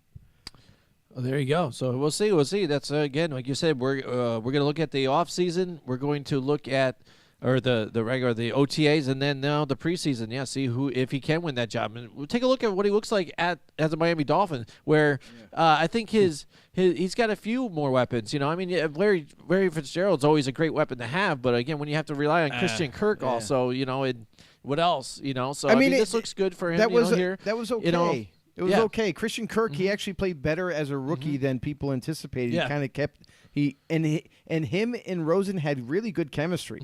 He threw to him a lot his rookie year. So, and now Rosen goes from that atmosphere to now the Miami Dolphins. It's a much different atmosphere. He has a much taller, more athletic guy in what's his name? Which one? Kenny Stills or was it DeAndre? Devontae Parker? Devontae Parker, that's what it is. Devontae Parker, much more athletic, taller type of receiver, a guy that they can use. Now, Parker's issue has always been injuries. Absolutely. Can he actually stay healthy for a young Josh Rosen or a vet like Ryan Fitzpatrick? It would pay huge dividends for them if he can stay healthy. But after that, you got guys like Kenny Stills who can push the ball down the field. He's a deep threat, is Kenny Stills. They have Mike Gesicki. Yep. Very underutilized tight end last year. They drafted him. They didn't really use him a whole heck of a lot. He's a receiving threat that they just never used. I am confused on that one. Adam Gase, what's the deal with that? Because you were the head coach. You're supposed to be the offensive guru there, and you never used a weapon that you drafted. So he's another weapon that I think is going to be even more used. Now that you talk about Brian Flores coming in from the Patriots, they love their tight ends in New England. I think they're definitely going to use Gesicki and the other wide receiving talent that they have. Now, the issue he had in Arizona was offensive line. Yeah. Miami's offensive line, when you take a look at that, can they protect the quarterback here to help him out? Absolutely. Here's the thing about Miami. Miami versus Arizona, Miami's offensive line is much better. It doesn't get a lot of credit. Now, the one question that I have about this offensive line is they just lost in free agency Juwan James, the right tackle, who I thought was a huge loss. And I was kind of perplexed why they let him kind of test free agency and then just let him go. You know, Denver Broncos ended up signing him. A great signing by the Broncos, who are also a team that needed that right tackle. But now what's the answer? You just lost a really good young right tackle. I hope they have a backup ready to go to fill in that hole to start. Because if they don't, that's going to hurt big time. Because now, in today's NFL, left tackle isn't the only important position now in the offensive line. It's also your right tackle. Because now you're seeing a lot of teams go after these pass rushers, these defensive ends, the guy that rush off the edge on both sides. So now right tackle is just as important as left tackle now. And you're starting to see right tackles getting paid left tackle money because that's how the league has gone in that direction. So that's the one weakness that I can see right now. I don't know if they have an up-and-coming type of tackle that I'm not seeing on the roster that I don't know about. Maybe they do. Hopefully they do. But they do have a young offensive line that's actually pretty good. You know, you think of Laramie Tunsil at the left tackle spot, who they did just re-sign and locked him up. And I think that this offensive line, they're young, they're developing, and they did a decent job for Ryan Tannehill. I think even with the loss of Juwan James, I think they're still a little bit better than what Arizona has for protection. So, there you go. So that's some of Miami Dolphins' biggest questions. Yeah, so we'll see what happens going forward with them. And they do have another former Patriot coach. And we saw last year, I guess it takes a Patriot to beat a Patriot. Yeah, right. So we'll see if that works out in their advantage. Here's the other funny part of it is wherever a ex-Patriot coach goes, they're waiting for some free agent from the Patriots to come available, and they just snatch him up. Yeah. We've seen it from Patrick in Detroit. You know, we've seen it from Mike Vrabel in Tennessee, and now Brian Flores is another descendant of the Patriots. He brought in a couple of guys. Danny Amendola, I believe, he brought down to Miami with him. So it's pretty funny. I don't know. They also got the Rowe there. Oh yeah, the cornerback. Yep, Eric Rowe. Yeah, Eric Rowe, who I don't know why they added him because I think he's pretty terrible. But whatever. Well, yeah, that's what the whole controversy. They put him in instead of Malcolm Butler. Malcolm Butler was nowhere to be seen in that Super Bowl. Yeah, that's right. So we'll and see. that's probably why it didn't work out at all. Now, was that a Belichick move? You know, again, now he's going to be the defensive coordinator of the Patriots again this year. So that move by Belichick, it was by Belichick. He made that decision. It wasn't a strategic move as much as they want to put out there. It was a punishment. He wanted to punish Malcolm Butler for missing or being late to a meeting. I was like, are you kidding me? Hey, rules are rules, and there you go. And you talked about Adam Gase being the former coach of the Miami Dolphins. We've got the New York Jets now here. He is now not only the coach, but he is the acting GM right now. Yeah, he's the interim GM. So, and this was funny because with the Jets, they had Mike McCarthy out there, and a lot of fans wanted Mike McCarthy so bad. You know, myself, I kind of thought maybe some of his offense was getting a little vanilla in here. What was going to happen? But the thing is, with him, he also wanted to. I'm going to bring up this quote again because it's so good. He wanted to shop for the groceries and cook the dinner as well. He wanted to have control of everything, and they're like, "No, we're not into that." Yeah. So they get Adam Gase in here. And Mike McCagnon and him don't get along, and they just basically handed the whole house to, here's the Corvette, son. Here you go. Or, here's Ferrari. the blank check. Yeah. Go get the groceries and whatever you want. They move on from McCagnon, and now they have Adam Gase here running the show. And his first move was to get rid of Deron Lee And there's always talk that maybe he wants to get rid of Le'Veon Bell. I don't know how true that is. I mean, I think that'd be crazy if that happens. It and would stuff, be nuts. because those were great additions, having Le'Veon Bell and C.J. Mosley. I mean, that was great. That was altogether some great moves by the Jets. And so there's a lot of turmoil going on there. So maybe there is a lot of questions. But one question that we had that was one of the biggest questions is they didn't do anything to help this receiving core, really. I mean, if you take a look at the receiving core that they have, so my question is the receiving core good enough to win? They've got Robbie Anderson, who's saying he's been working hard to change different aspects of the game to be not just because he listens to the media. I'm just that speed guy that goes up, whatever, and that's all I can do. But He's that's how the different things. Jets offense used him. They didn't use him in any other routes. They just sent him deep post route, streak route. Yeah. What are you doing? Use Right. the guy. He's a That's better why you've receiver got than Adam you give Gase him now, credit so for. who knows? Maybe that'll change for him. Got Quincy Enunwa, who we've all liked, but they couldn't stay on the field. Have a sighting of him, and he seemed to work well with Sam Darnold. Sam Darnold seemed to trust him. He started getting the ball more. They bring in Jamison Crowder from the Washington Redskins. That's a nice little addition here, but I mean, Yeah, is it really definitely. enough though? And that's the questions that we really have with this team. So what's going to go on? Is this receiving core good enough for him to get some wins here, or are they going to have to just rely on Le'Veon Bell? Hey, here's the thing: is if Adam Gase being the new coach, being an offensive-minded guy, if he uses Robbie Anderson to the fullest extent of his capabilities, which he should be able to do drag routes, he should be able to do cross routes, he should be able to do everything, hitches, you name it. I think he would be even more of an impact type of receiver for the Jets. Now, maybe they didn't do that last year with a different coaching staff because they were worried about Sam Darnold. Maybe they wanted to keep things simplified for him. I don't really know, but because if it goes along with the route tree, right? So maybe they wanted to simplify it so much for Sam Darnold that it kind of hindered Robbie Anderson's play. I don't know that for a fact, but I'm just kind of like wondering why didn't they use Robbie Anderson in other in the whole entire receiving tree route? You know what I mean? So to me, if Adam Gase uses Robbie Anderson, he'll be that much more impactful. And Quincy Enunwa, as of right now, he's penciled to be the opposite starter of Robbie Anderson. So he'll be the number 2 wide receiver. And Quincy Enunwa is a little bit different. He's more of a physical receiver that has speed. And I think he would do well in that number 2 role. They had a Jamison Crowder who was underutilized with the Redskins at times, especially last year. He did get nicked up here and there. But when Crowder's healthy, he's a very dynamic slot receiver.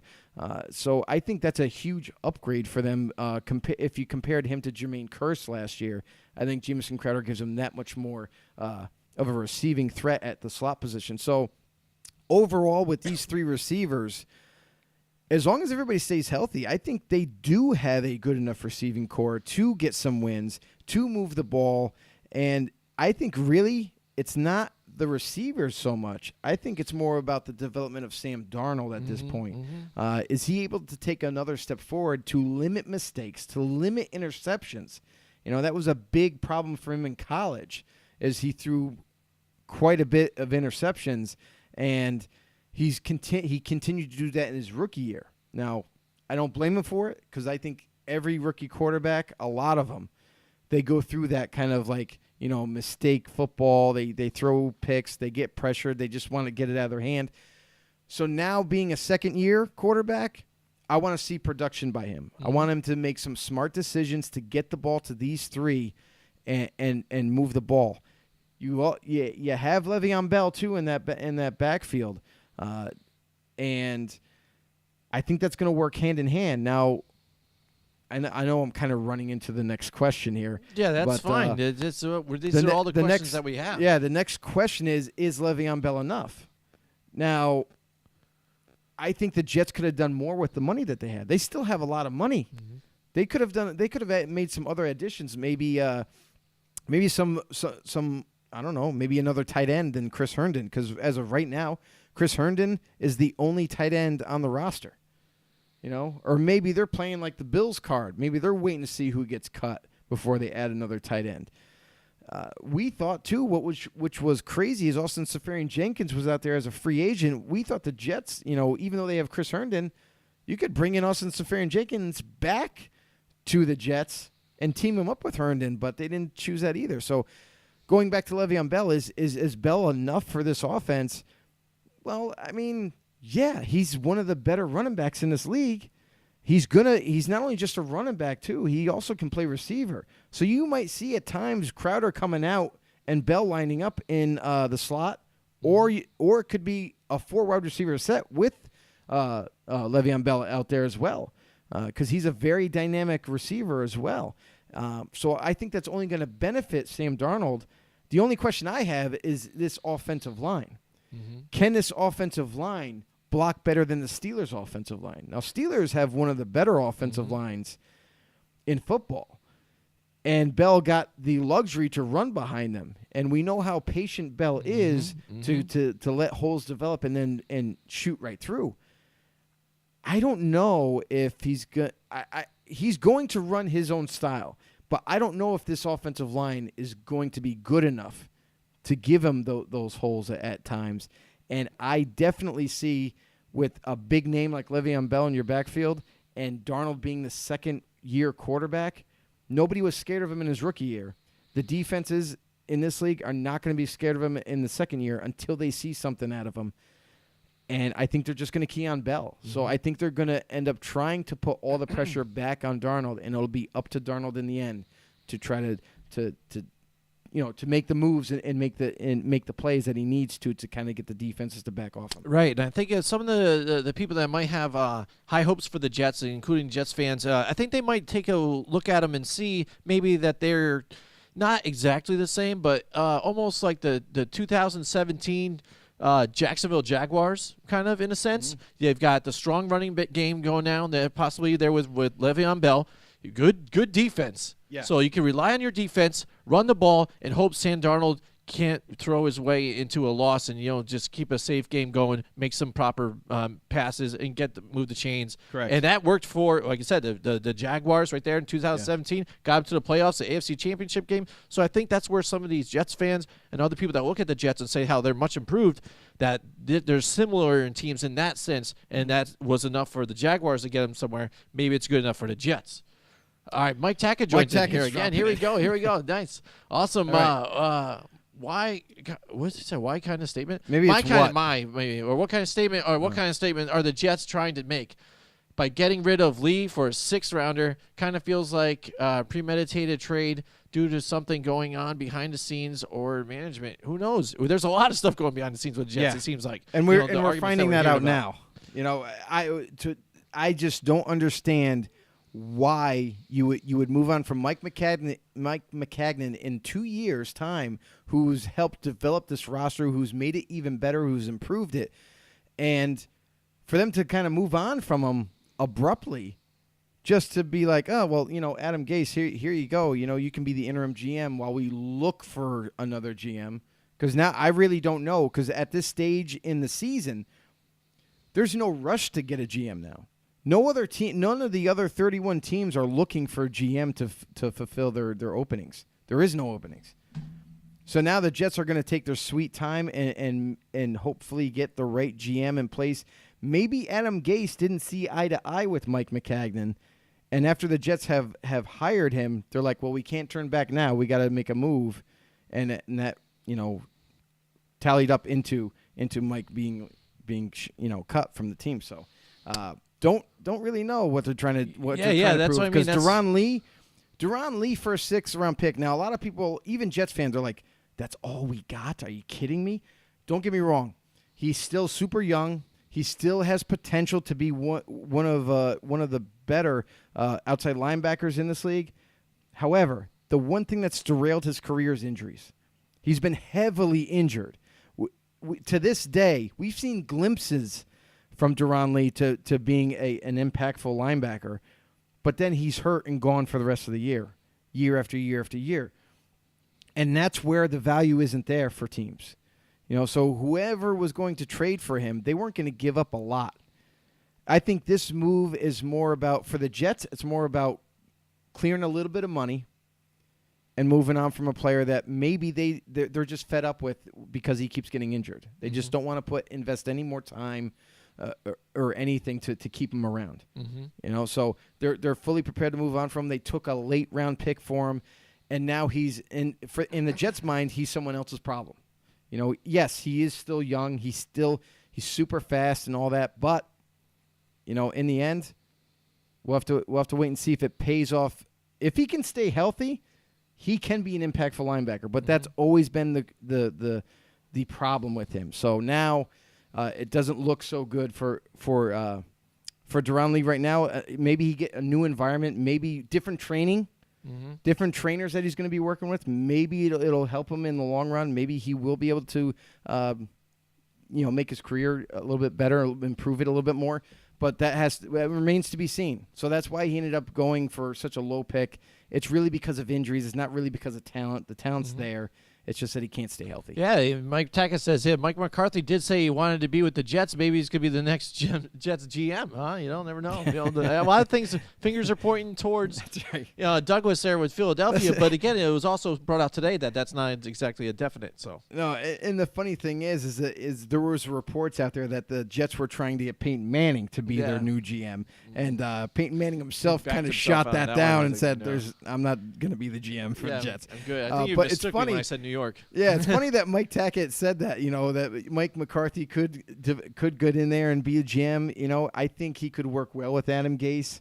Both of their personalities mesh well, and it's all about relationships. Hey. You know, it really is. It's all about relationships, and wait to see what happens there. Because if Mike McCarthy does, in fact, I know it's kind of crazy, but if that was ever to happen, where Mike McCarthy was the GM, then you almost got to feel that Adam Gase is looking over his shoulder. Like, if I keep screwing up as a head coach, Mike McCarthy's just going to fill my shoes and take it over. Who knows? We have a Wally Alvarez sighting. What's going on, Wally? Alvarez is in the There he house. is. Holy moly.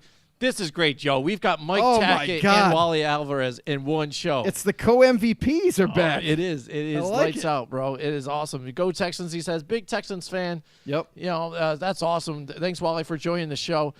We are talking the Jets here, the biggest questions that they have. And Mike Tackett also brought up about how good is Le'Veon Bell, really. He thinks that the offensive line in Pittsburgh made him who he was. And his example was James Conner replaced Le'Veon Bell and became a Pro Bowler.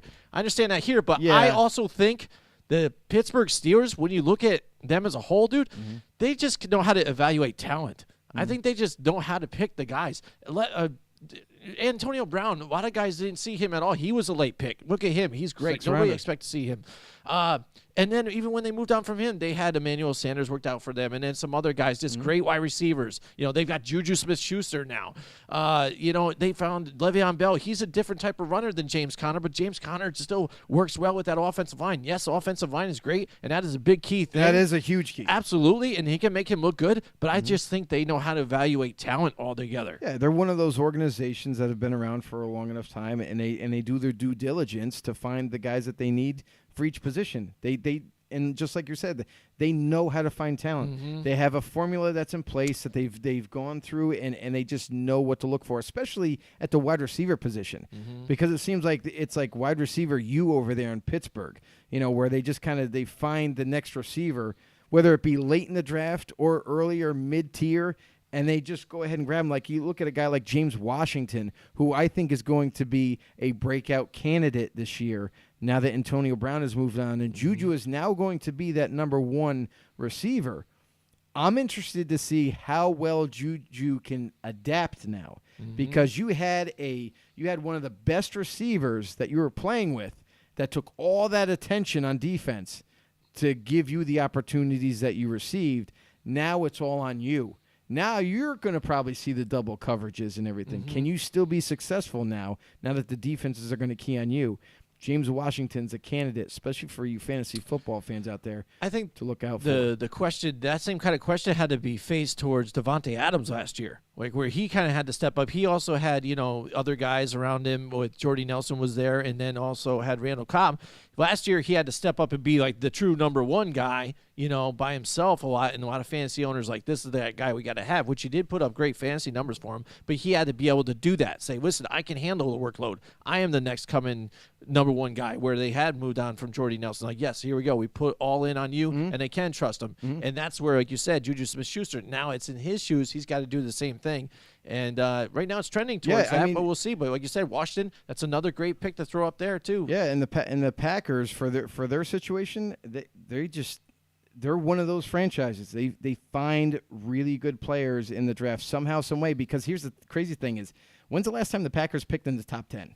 Mm-hmm. You know what I mean? Mm-hmm. They're a very successful organization, and they still manage to find talent to help them fulfill. Devontae Adams is just he's just one of those great talents that they managed to find, and has become one of the better receivers in this league. So, I mean, I think it's amazing when you talk about the Steelers, the Packers, the Patriots even. Like, these are organizations that just know how to draft, know how to find talent.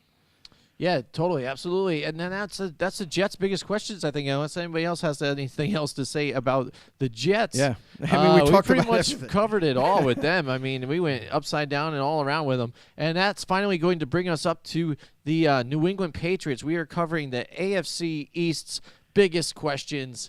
And there's not a whole lot of questions here with the Patriots. Are you guys going to win another Super Bowl again? Is that what's going on? But so we were looking at it, and I guess to throw this out as a general question, you guys come up with a question for the Patriots. What do you think? Is there something that's bothering you? It's good to have other brains together on this one, but I decided to come up with this. I started looking at their roster, and I said, Joe, do the Patriots have the best receiving core in the AFC East?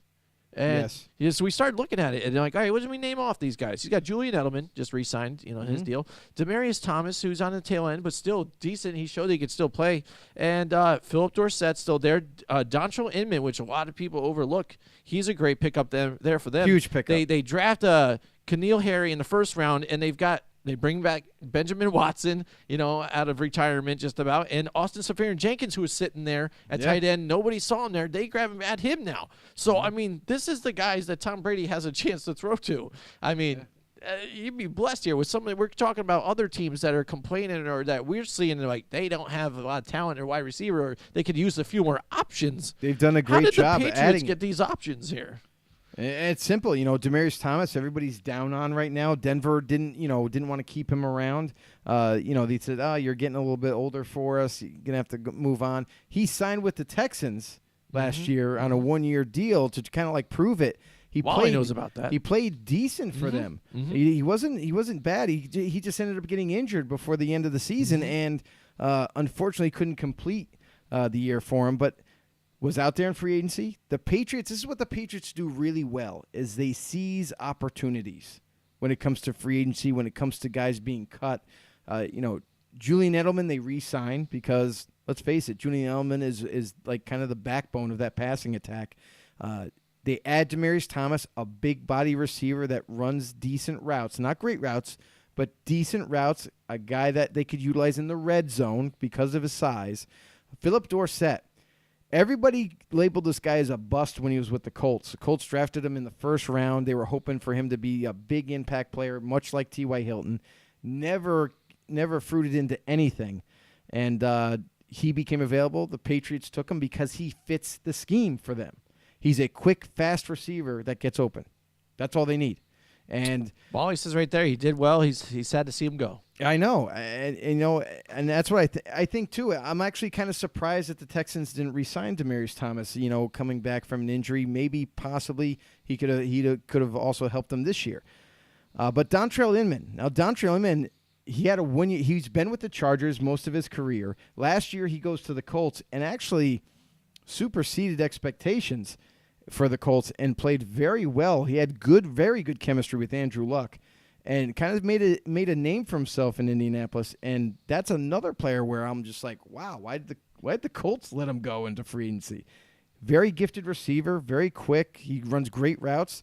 And if you notice a trend, a lot of these guys that I talk about, they run good routes. And the Patriots, that's what they need. They need guys that run great short to intermediate routes to get open quickly, get the ball out of Brady's hands, into their hands, and then they make plays afterwards.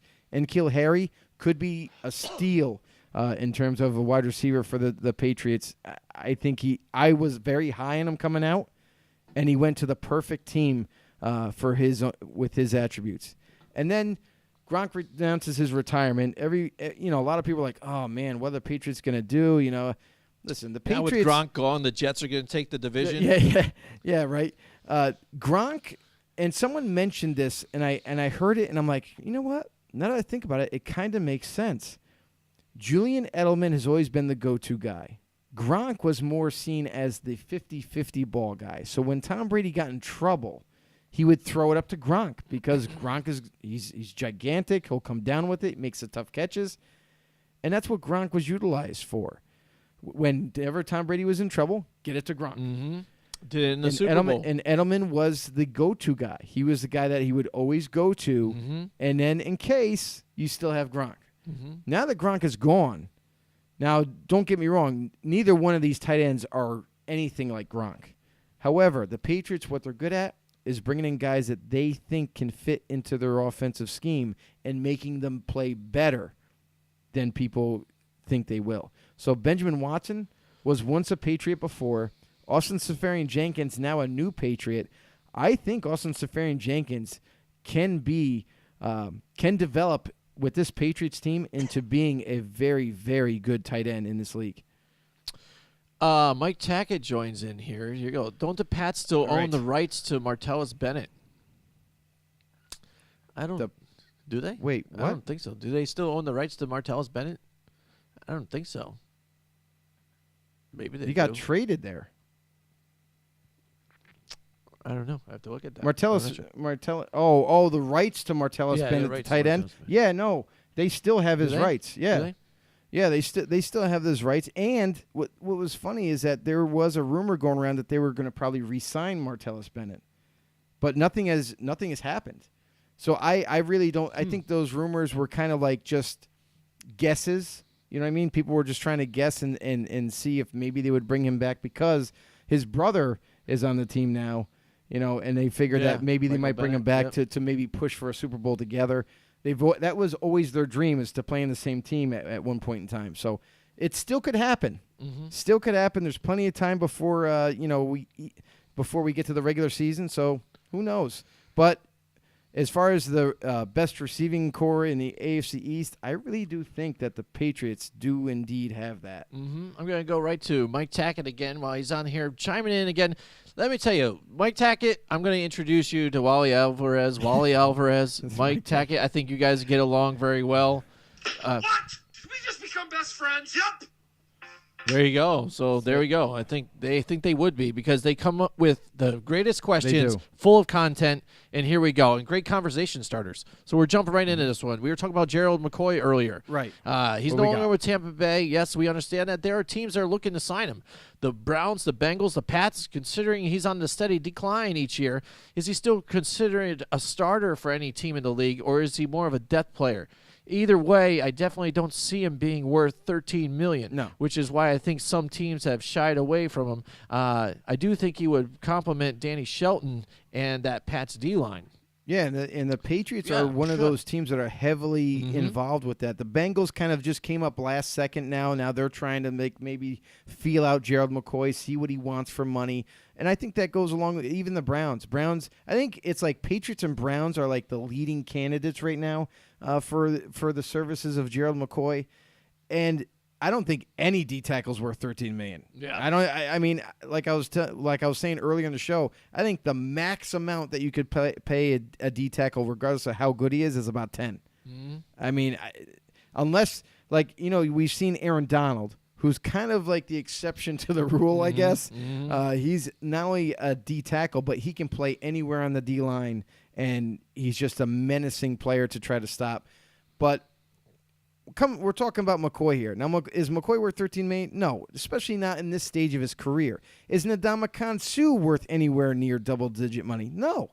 I mean, you look at what he got paid with the Rams, like we were talking before, $14 million. Was that $14 million of production? I don't think so.